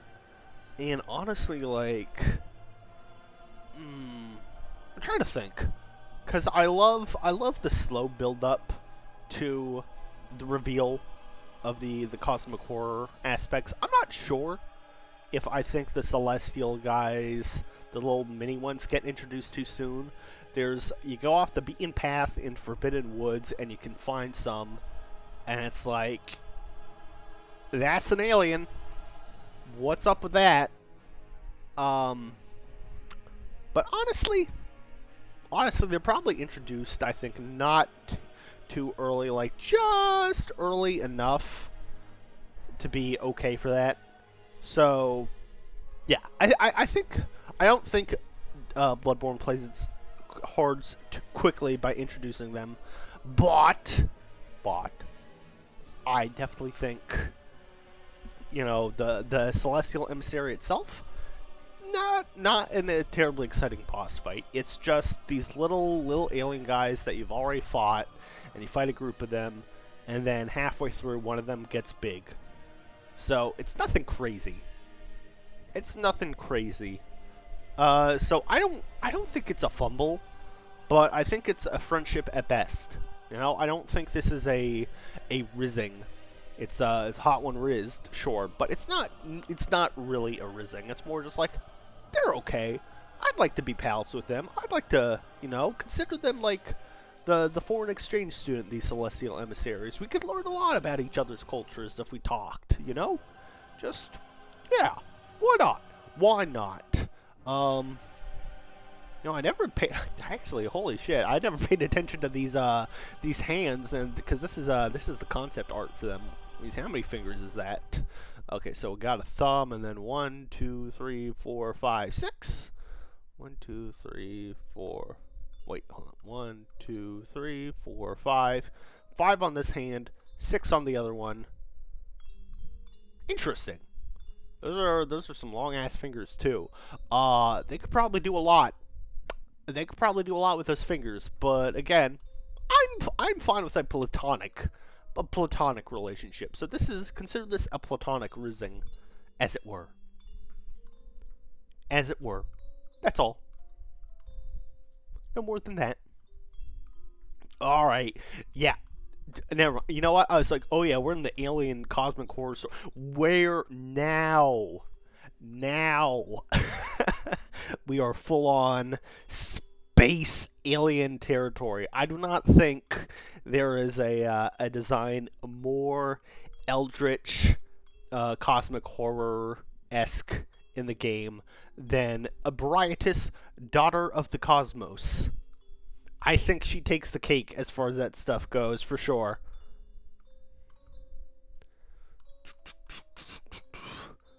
Yeah. Oh boy, Abriatus. Where do we start? Where do we start with her? Killer design. Like, holy shit. Holy shit. That's an alien lady. It's so good. Like, and you can see she's got enough of a face. I think that it's both, like, comforting and unsettling. She's got the two big green orbs that are clearly eyes, or at least look like eyes on a human face when you look at her. And it's like, oh my gosh, it's like that really nice mix of the uncanny valley and comfort when you look at her because of that. Like, she's vaguely in the shape of, like, humanoid in shape. Obviously not the wings, not the big wings, but, like, it's almost like she's wearing a dress at the bottom.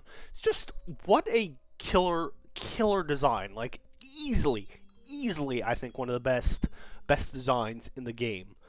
It's so good. Such a good, like, yeah, this is an alien design. And especially when you've got other enemies in the game, where it's like, yeah, that's a big werewolf. It's like, this is like, yeah, that's an alien squid lady. That's what that is.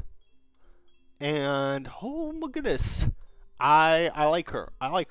It's, her boss fight is fairly difficult.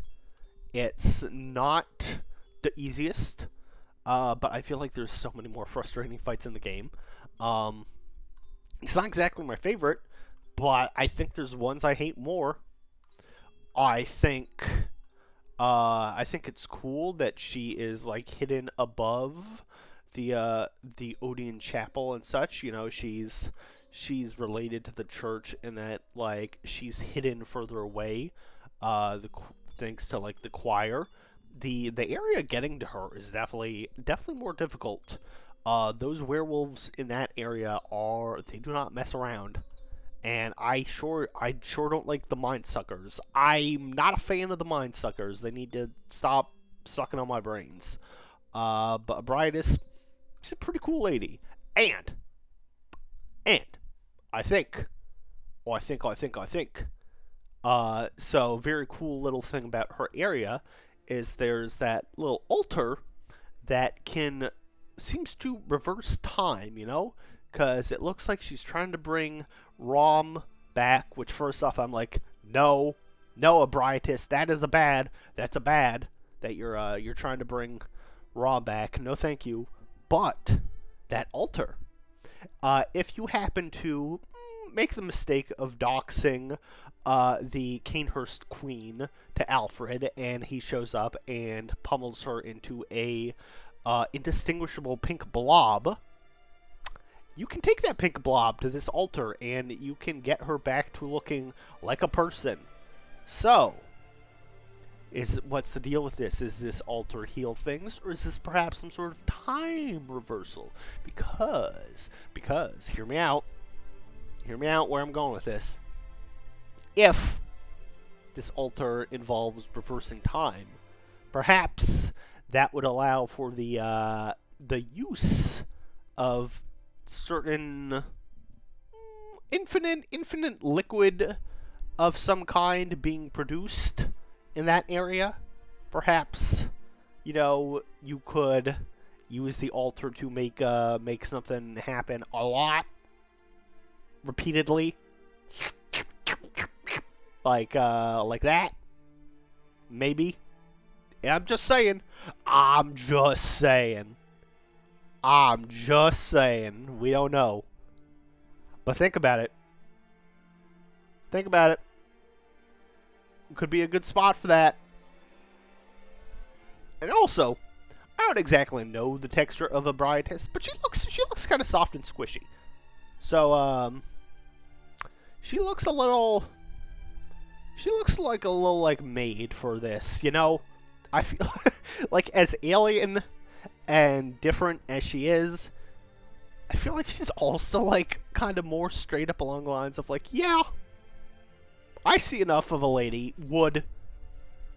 I mean, listen, people say would about anything also, so like, let's be real. Like there be freaks out there. I say lovingly, freaks. Parentheses celebratory, not derogatory. There are people out there who are like, yeah, and you know what? I can respect it. I say rizzing for good old Ebriatis. She's a good one. She gets it. I get it. Ebriatis, you're cool in my book, girl. You are cool in my book. Rizz for you. A Rizz for you.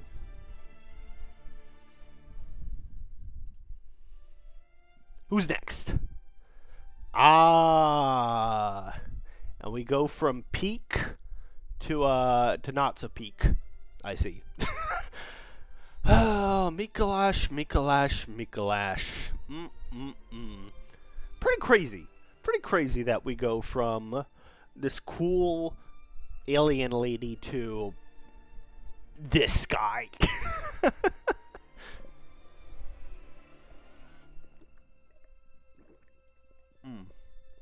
Alright, so like let's talk about Mikolash here.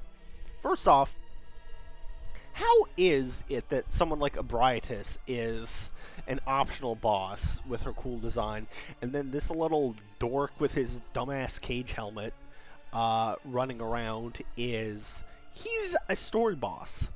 What's up with that? And yeah, this dork, first off, his fashion sense, nothing. His robes are just they're just the basic like student robes. Then he's got this stupid cage helmet, Which I get it. It's supposed to be like, oh, we're convening with the great ones. We're like connecting our minds or whatever the heck the thought process is behind it. But it looks dumb. It looks dumb, sir. You look like a moron. So number one, there's that. There's number two. He just runs around. You know, who like he's not a fun fight. He's just a guy. It's like, oh, okay, is he cool at least? Like, you know, like Gascoigne is a guy for most of that fight, but at least he has some cool moves. You know, he's got some cool hunter moves. It's like, no, Mikolash is he's just kind of a little dork, running around with a knife and occasionally shooting some tentacles out at you. It's like, okay, well, anything else he's got going on? It's like, no, it's just it's not exactly a fun fight. And don't ask me how I know it. Don't ask me what I mean by this. I can't explain it, but I feel it in my bones. He's kind of incel coded. I kind of just feel like he's an incel. I don't know why. Just trust. Just trust. I feel like he'd be posting on r/incel if they had a Reddit in Yarnum. Like, he'd probably be like, oh, no old ones want to communicate with me. Oh, like, whining about it. Mikolash is he's a pretty easy pass. He is a easy fumble. Nightmare fumble. I have no interest in anything to do with Mikolash. No thank you. Goodbye, sir. You're done.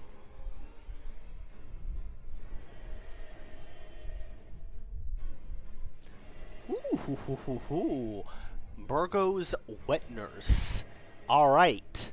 Now, here we go. The penultimate boss of, or at least the last boss of like an area in the game, which is kind of crazy. Depending on like what you do, Murgo's Wet Nurse could be the last boss you fight in the game. But we'll counter as not, as you'll see as we move along. But anyways, enough of that boss dichotomy. Once again, I think Murgo's Wet Nurse does a really good job of taking what is a fairly simple design and not doing too much with it, but like just enough where it's really cool.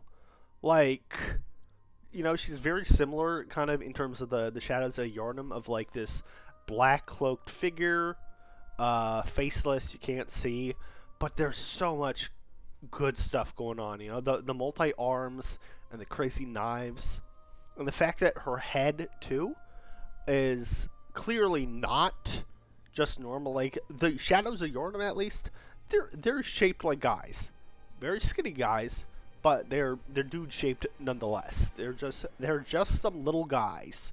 She is very tall, and the way her head and like neck stretch is so much longer and alien-esque, and it's like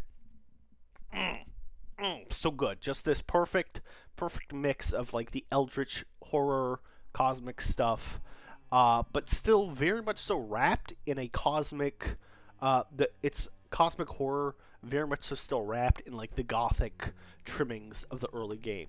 You know, with her look, like it's hard to tell looking at this concept art. Is that just her outfit? I don't know. It kind of looks almost like it could be fur, also in some ways, and not just like an outfit, or at least parts of it. And that's not to mention the fact that she is seemingly invisible beneath this, like the way the cloak falls over the nothing. Like, it's not like, oh, her cloak is just covering her face and we can't see it and you're only getting a hint of it. It's like very clearly, no, we cannot see whatever this this hood is over top of. But yeah, so she's pretty cool. So design wise alone, Murgo's Wet Nurse, fantastic character purely on design. We can give her more points for being a maternal figure. You know, she's Wet Nurse, so number one, good job. You know, she's got maternal instincts. That's nice.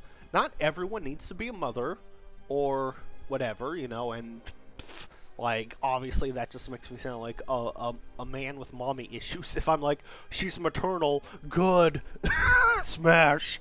I'm like, no, that makes me sound like a freak. Which I am, but for different reasons. I am not Oedipus. I will say that. And now I feel like I'm getting too defensive about that, so no thank you. Well, moving on. It's like if a man is like, I have a big penis. You can't joke about it. If a guy says he's got a big penis, he definitely does not. And also, though, I feel like you can't do the other way, because if you joke about like, oh yeah, my penis is small, then you also probably have a small penis and are just trying to be self deprecating about that. And it's like, you can't then go by like, no, I'm just joking though. It's normal sized. It's like, nah. There's no winning in that regard, I don't think. Where was I? Why did I start talking about all that wet nurse? Yeah, what is a wet nurse exactly? Because I know, but we want to double check. And a wet nurse is a woman who breastfeeds another woman's child. This practice was common in the past when breastfeeding was not always possible or preferred, and it allowed infants to receive maternal milk while their own mother was unable to breastfeed them. Wet nursing has a long history dating back to 2000 BC and continuing until the 20th century. Yeah, so, wet nurse. So, first off, hey, we can't see them, but there's boobs there.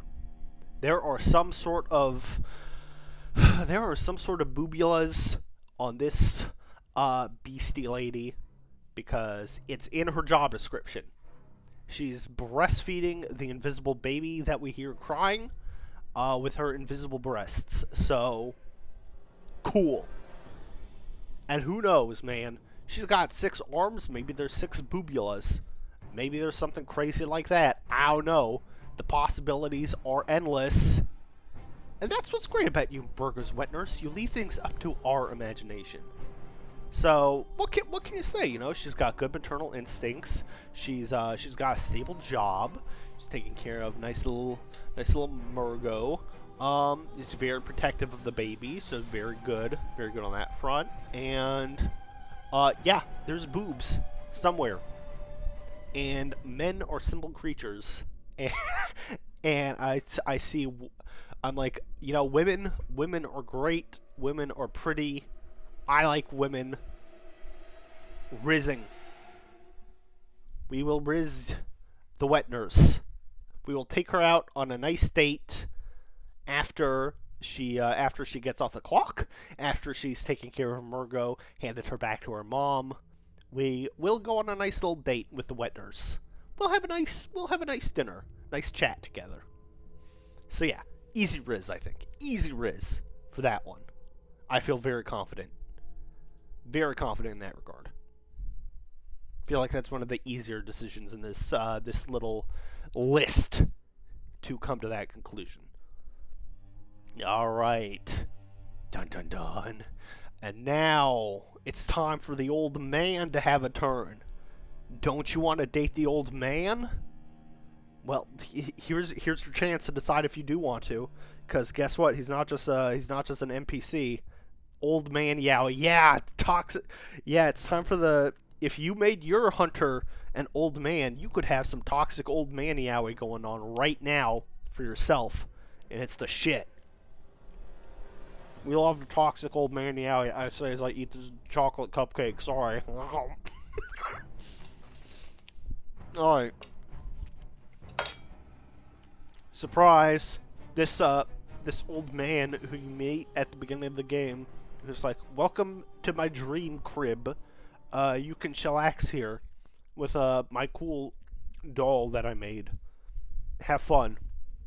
Whoopsies. Turns out he's actually the very first hunter.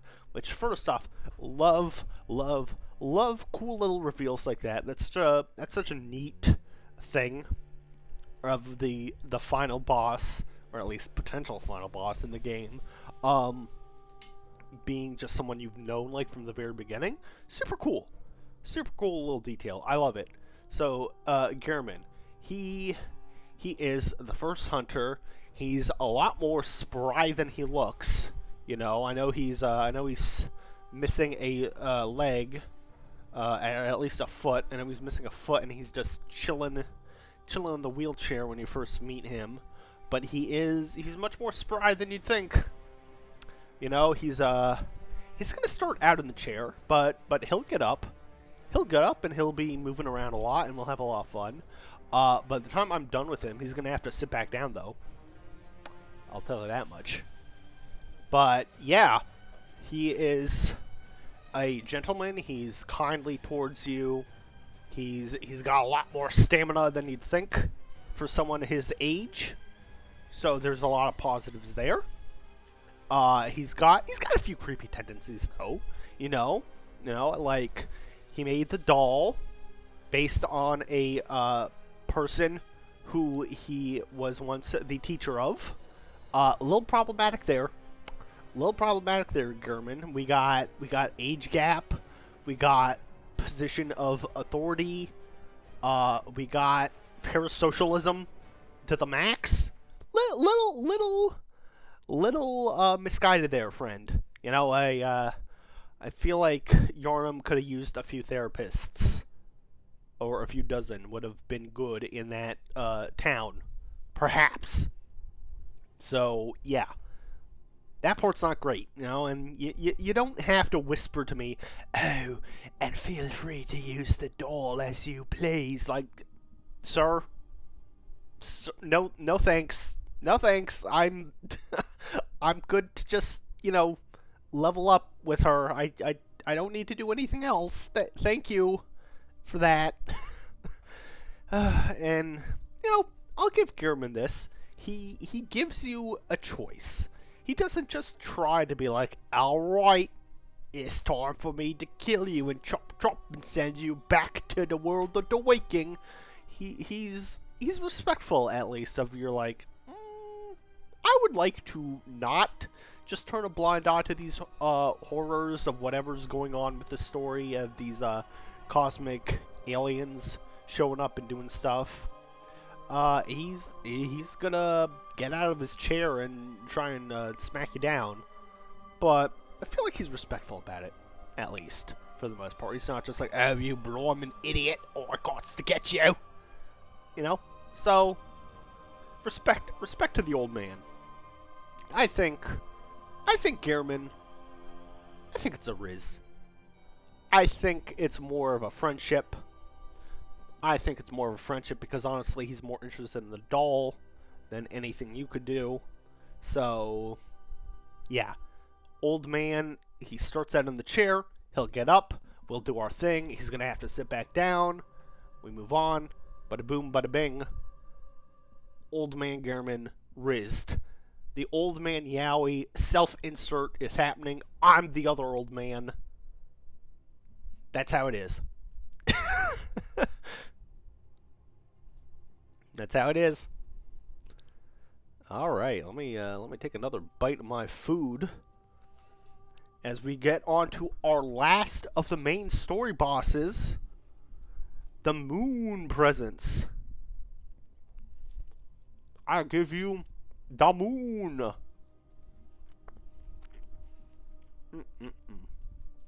Oh, this muffin is really good. Okay, so you get options after defeating Murgo's Witners. You know, you go back to the dream, the hunter's dream, where Gehrman and the doll have been chilling. I are given a choice. If Gehrman, if he can be like, "I'm gonna get you," you're like, "Oh, you can go. Okay, go ahead and get me," and he chops you, and you wake up in the real world. Maybe, I don't know. Those stories are very loose, and I do not have I don't have a proper understanding like a lot of other people. I am no Vati video. I have trouble following those plots. Or you can fight Gehrman, but the trick is this: you better have been collecting some umbilical cords during the game. Which you may be going, Lupo, why the hell would I collect loose umbilical cords over this British city? Why would I do that? And I'm glad you asked. And it's so that you can fight the moon presence. Because if you fight Gehrman and you don't have those umbilical cords, 1, 2, 3, then this sucker pops up and is just like, I'm gonna get you. And he gets you. And then you're the old man in the wheelchair, or woman, depending. But you take Gehrman's place as having to oversee the dream, which feels like a fate worse than death. So, yeah. No thanks. No thanks.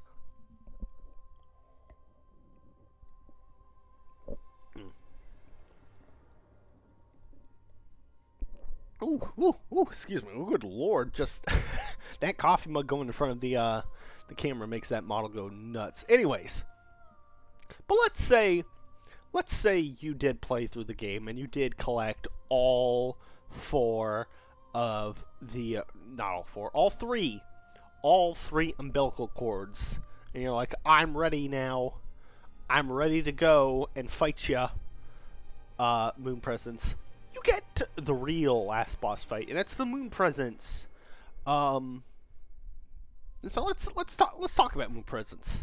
Very mysterious. You get like barely any hints like in the game about them at all. Like there's maybe one mention of them in some book that you can find at some point. And then here we are. Here we are fighting the Moon. I like, as I look at the design, I feel like it's a really good callback to a lot of the beastly enemy designs that you fought earlier in the game. Like, it's very much so in the same general shape as the werewolves and such that we've been fighting, like the cleric beasts and bloodstarved beast and just the werewolves themselves. Very much so just falling into that sort of category. Yeah, I think what's cool is it's a lot of that same basic shape, but with the cosmic horror elements instead. Like, we don't have any fur. We have this faceless, like, face, as best we call it, where there should be a face anyways. There's just kind of two holes, one tiny one big one. And we've got, like, what would be a flowing mane, but it's all these tendrils, all these sticky tendrils and such. And yeah, like, it's great in that regard. I think it's one of those simple is better things. It's not completely incomprehensible, but it's also not fully falling into our ideas of the structure of a creature as we know it. You fight it in a cool area. You fight it in a field of flowers. It's really cool. It feels very fitting for a final confrontation. It's a good fight. It's a good final boss fight. It's not overly difficult. It's not anything too nutso. Yeah, it's just a really, really solid, basic character design and fight and everything, and I think it's good. I think it's a good final boss. And if you fought it, you collected 3 umbilical cords, and afterwards you're a little slug person. And you get to ask the plain doll, would you still love me if I was a worm? And she would, because she is very nice and caring. So yeah, end of the game, end of Bloodborne is just straight up, would you still love me if I was a worm? And that's beautiful, I think. And that's really what Miyazaki was always trying to say. It wasn't ever about the poison or the feet, or feet that are poisoned in his games. It's all about, would you love me if I were a worm? So hot one, Rizz. Would you love me if I was a moon presence? I would. And the doll would love me as a worm. So there's that. And so there's that. So that's it for the main story bosses. We did them all. Congrats. We ran through all the main story bosses. Now it's time for the DLC. My favorite DLC in, I think, any of these Souls games is probably the Old Hunters. It's hard as shit. but it's cool. It's very fun. Yeah, so we're moving on. I'm afraid of what Moon Presence was. Hello, Kira. It was a Rizz. It was a Rizz, I think. not the strongest Rizz, but I think a Rizz. Listen, there's creature shaped and there's less.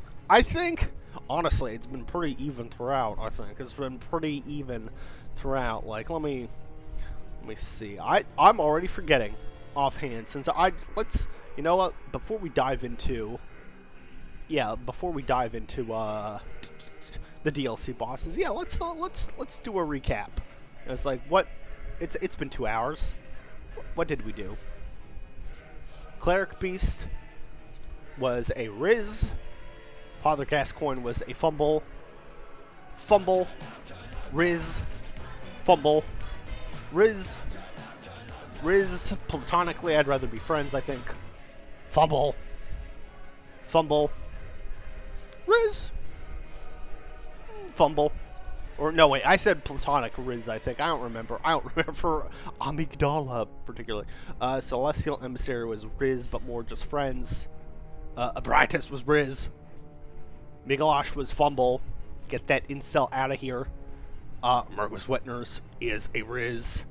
Gehrman's a Rizz. Moon Presence. Rizz. Rizz.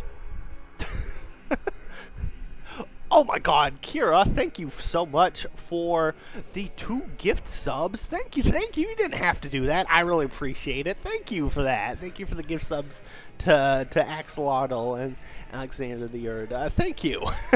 I appreciate it. But yeah, so honestly, actually, shockingly, more Rizzes than I thought. when you blitz through them like that, I'm like, that was more Rizzes than I remembered.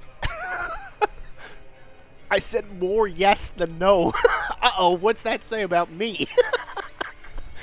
Uh-oh. Uh-oh. My reputation's in danger. Well, you know what? My Oshi wrote a song about... my Oshi wrote a song called Hear Me Out. Like, I'm going to stand by my choices. I'm 32. I am who I am. We got 5 more of these freaks to get through still, so... Good lord. Okay, let's see here. We're starting off strong. Horse Grandpa. Ludwig the Accursed / Holy Blade. Mr. Ludwig. Mr. Horse Grandpa himself. Got mixed things on him. Number 1, he had... Choose carefully here. Ludwig did give you Oh Holy Moonlight. That's true. Ludwig, I feel like, is probably the most tricky. Because on the one hand, his first form, he's got a lot going against him. He's very aggressive and crazy and yells a lot. He's got the big book of British, like, he's got the most British smile in the world. Look at him. Look at this horse grandpa with his horse teeth. He's like, oh, time for some, I'm ready for some beans, bangers and mash. And I'm just like, oh god. And being the first boss you encounter in the DLC, you've had to go through a lot.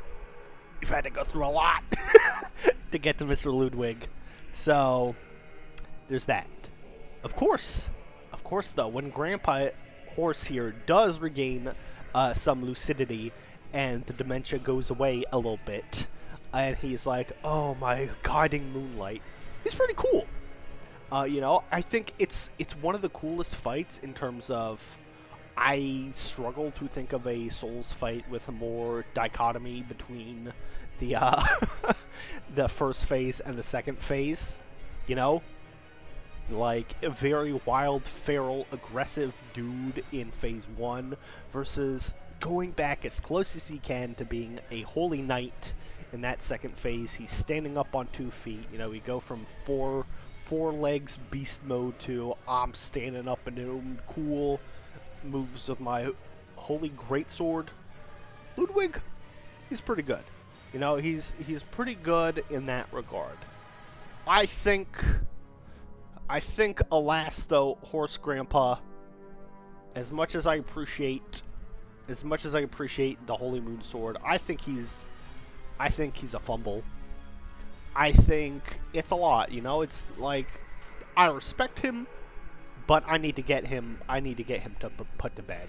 I don't necessarily want to deal with just nice, kind gentleman, and then all of a sudden, he's forgetting again. Now he's going all over and kicking me in the face with his not hooves. It's a lot. I'll just have to be nice to him and hope he leaves me his holy great Moonlight Sword in his will. That's all I can hope for. So I'm sorry, Horse Grandpa, but you're a fumble for me. You are a fumble, but it's close. It's not as prominent as some other ones. All right, let's see here. We got Lawrence, the first vicar. Yeah, oh yeah, the graphic. gotta have them. Gotta have them. Thankfully, thank God, there are Souls games so good with the text. It's so iconic the way they do so many of those things, like getting to a new area, defeating a boss, dying to a boss, getting other things. What a fantastic series as far as that goes. And so thankfully there are image macro creators for that. But yeah, we have to give Horse Grandpa a pass, and it's on to Lawrence, the first vicar. Now, Lawrence, you get a few minus points right off the bat for originality because you are just the cleric beast, but on fire. So number one, you're not anything too special. You know, you're literally the first guy we had at the start of the list, right down to even having the same arm that is humongous and massive, almost as if you too, just like the cleric beast, have perhaps been jorking it a little too much. You know, it's like, why is the one arm so big, sir? It's like, I do not trust you to be responsibly maintaining, you know, some modicum of restraint if the jorket arm has gotten that big. I don't trust like that. So number one, minus points for that. Number two, you get minus compared to the cleric beast for being on fire. From a visual standpoint, very cool. From a fighting you standpoint, not very cool. I do not like you, Lawrence. You are not a fun boss fight in the game.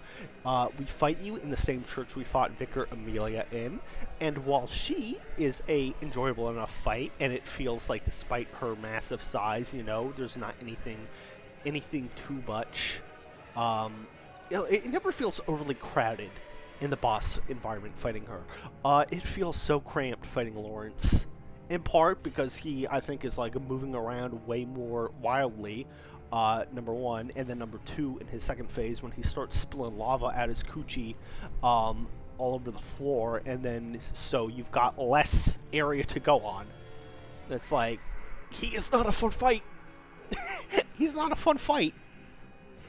I dislike him even more than some of the other more difficult bosses in the old Hunters. He's not the best. And again, the fire, all that lava just spilling out. Not only with his giant arm do I not trust him to be jorking it responsibly, I feel like, you know, we're in burning territory, Lawrence. Do you perhaps have something, some sort of medical condition you should be alerting a partner to before you pass it on? Is, you know, before we get too into it, are you going to cause your partner to have some sort of burning also? You're not really passing on, you're not being safe, dude. You're spilling all over the floor. I do not trust Lawrence to be a safe partner. So That's a fumble. We're sorry, Lawrence. Thankfully, you're also optional. You are the one optional boss fight in that DLC. Thank God, because you're not a fun partner to deal with.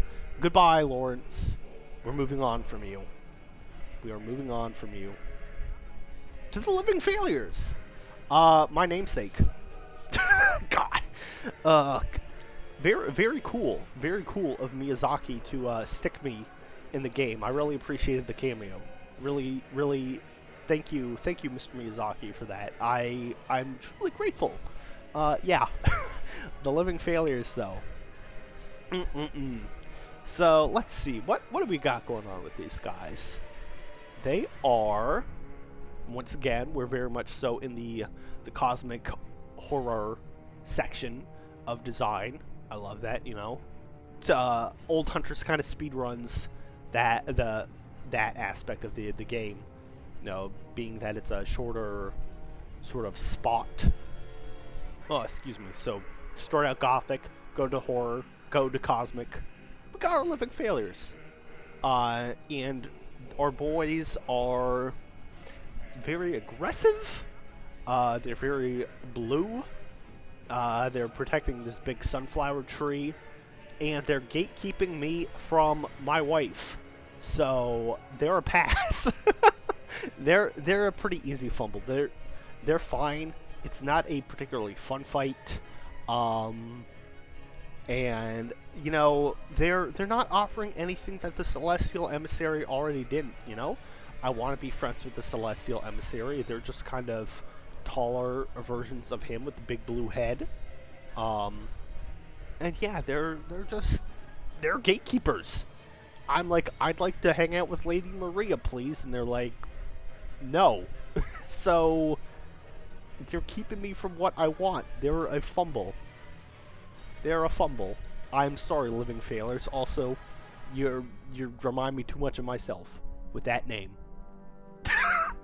Not really, but a little self-deprecation. A little self-deprecation on this birthday. That's allowed. It's allowed.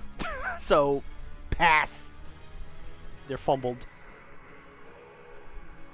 They're fumbled. Holy shit! It's, you know, this is crazy actually. Going through this list, I'm like, oh, I rizzed a lot more in the main game than I thought I would, and I'm passing a lot in the DLC, a lot more than I thought I would. All right, Orphan of Kos. Hello, Orphan of Kos, the last boss fight in the game, and boy, what a doozy of a fight you are, my friend. What a doozy of a fight. So, you get to the beach, and unfortunately, there's a giant squid woman who is deceased. Unfortunate, because she would probably get a pass on the screen. She'd be a Rizz if she were, you know, alive. But Orphan of Kos is there on the beach, and yeah, unfortunately, you know, I like you, Kos, Orphan. You're a very difficult boss fight. But there's a lot going against you. Number one, you are a neurodivergent child. So that pretty much takes you off the board right away. Number two, you look like Prince Philip. You look like Prince Philip of the royal family, from that time they took him to the hospital, before he, good lord, like, he hadn't passed yet. Like, I don't remember how long it was, but oh god, Prince Philip, you know, some people age well, some people age better than others. That man looked like a ghoul from Fallout in his later years. He did not age particularly well, especially compared to his wife, the Queen, who was just like, oh, an old lady, and then, oh, here's the Crypt Keeper next to her.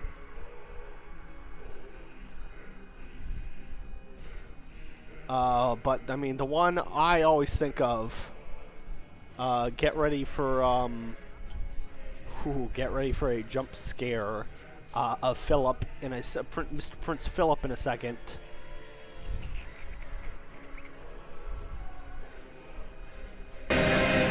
Oh god, not this one, please.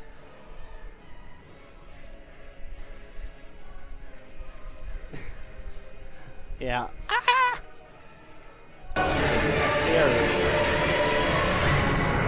Here he is. Like, yeah.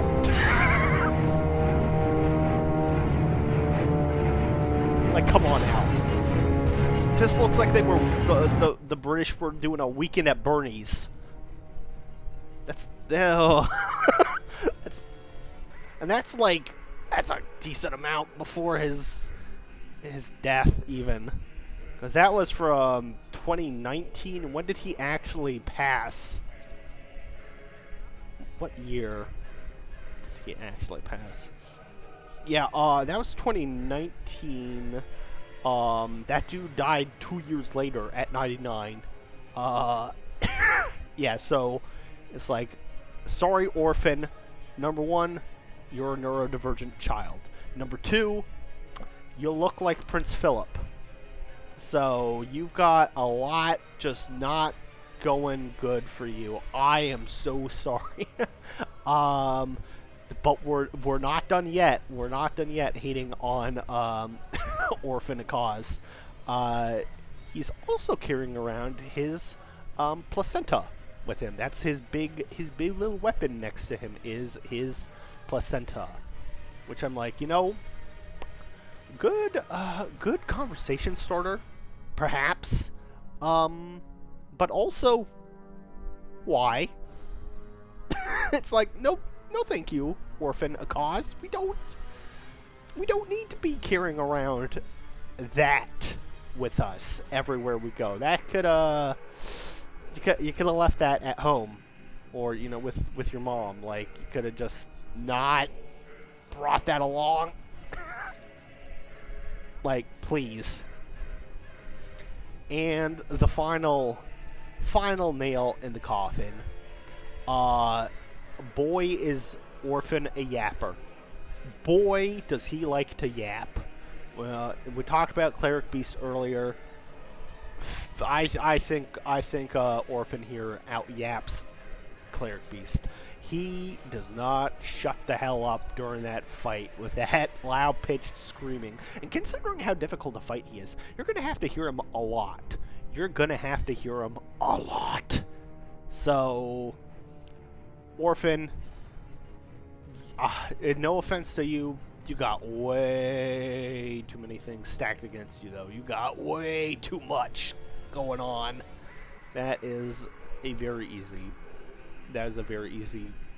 fumble. No thanks. It's like, no thanks. No thank you. I'm good. Bye. It's like, yeah. Sorry. Call me if your mom ever wakes up. Call me if your cool squid mom on the beach ever wakes up again, but I'll have to pass on you, bud. Sorry. Now then, I think that's ever. Oh wait. Did I miss someone? But Orphan's the last boss in the game. Who could I have missed? Obviously, I saved the best for last. Yeah, I wonder who this could be. Let's ignore the the art that I've been using for all the displays for leading up to this little stream. It's our pal Lady Maria of the Astral Clock Tower. What a cool lady. So yeah, there's a lot good going on for Maria. First off, it's so cool, like, from a story perspective of like, why is this boss sound like the doll? Oh, and it's like they based Mr. Gurman based her off of um, Lady Maria. Very cool reveal in that regard, and it's great. It's so cool to like. What a great voice. I gotta look up who the actress is. She's great. BTBA, Bloodborne. Miss Aveta Muradisova. I hope I did not completely butcher her name. Aveta Muradislova, who I have a great fondness for because she is the maiden in black in Demon Souls, my first Souls game. She is the original level up lady in these games, and she's great. She's got this really, really fascinating, soothing accent to listen to. This European accent. It's not British. It's like, oh my god, I don't know how I describe it. Is it Romanian? What is Miss Muradislova's nationality?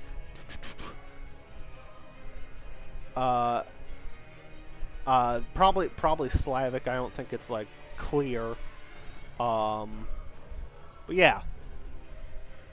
Very much so. Not much known about her either way, but very, very nice, soothing, comforting voice. So it's so cool. It's such a cool twist on the format of these games to have that be the boss, like be a boss you're fighting. Is oh shit, this sounds exactly like one of my, one of my level up pals.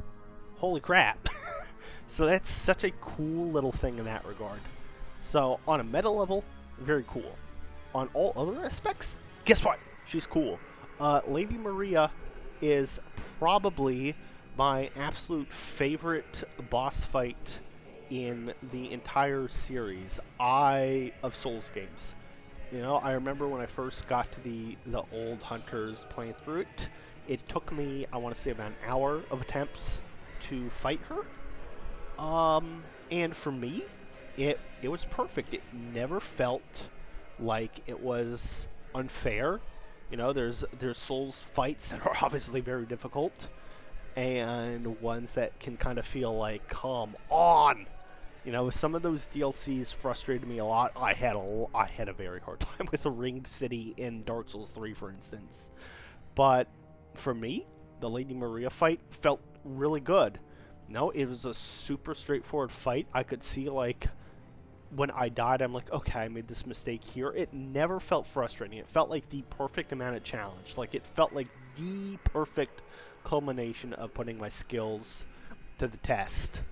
And then, there we go. We get to her, and she's got such a good design. I love the aesthetic. I love the aesthetic of Bloodborne so much. It's so cool. The gothic horror look is really, really neat in general. And, like, the general look of the hunters and their gear is so great.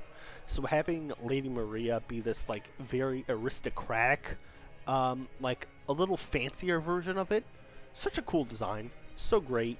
There's just a lot of great elements. And one of the most fun things, like, in a game, I think, like an action game, is fighting an enemy that is about your size. That feels generally the coolest. Like, sure, things are neat when it's like, I'm fighting a giant dragon or something. That can be very cool. But fighting a creature that is the same size as you and is, like, just as skilled, I feel like is the height of, like, oh, this action game shit is cool. And I think Maria fits that perfectly, especially because her second phase is her adding, like, fire effects to the look of all her attacks. I'm like, oh, this just looks really great. This just looks cool. Like, I don't know, I feel like she's just the perfect mix of all sorts of things like that. It's great. It's such a good fight. I loves it. I don't have much more, like, to say other than obviously this should have been no guess. This should have been no mystery. It's a Rizz. It's a Rizzing for our good good final choice of the evening, Lady Maria. I would like to be carried off by her and then dumped in that well where she threw the Rakuyu. You know, hopefully those two short guys aren't down there, but I would allow it if it was her just tossing me in there. I'm like, okay, thank you. Bop. Splat, hit the ground. I'd be okay with that. And that is all 23 main and DLC bosses in the game. Yippee! We did it, and I actually managed to do it in under 3 hours. Holy shit. Like, I was worried a little bit. I was like, how the hell long am I going to do this? It's like, how long will I yap incoherently about how dateable these eldritch horrors are? And not too much. Perfect amount. Perfect amount. But we still got time. We still got time before I have a fun birthday dinner and such with family and loved ones. So I think what I'll do, first off, thank y'all for stopping on in for this. This was good. This was good fun nonsense to go through. I enjoyed doing this. I'll definitely have to do like more lists like this sort of thing in the future. It's fun to do something other than just gaming. I think it's fun to go through silly ideas like this. So first off, thanks for that. But yeah, we got time still, so I think what I'll do is I'll just switch over to Bloodborne, you know, and we talked about rizzing and fumbling these bosses. Let's put that to the test with some of them. We're very close to Rom. Let's see. Well, like maybe I could have streamer luck for once and beat her in one try instead of wanting to hate that fight. Who knows, right? One way to find out. But yeah, let me take a quick little break just to switch over to the gaming, and we can do a little Bloodborne for a little bit, you know, just hang out a little more with that. So, BRB, 1 secundo. Let me get that set up, and we'll be back to it.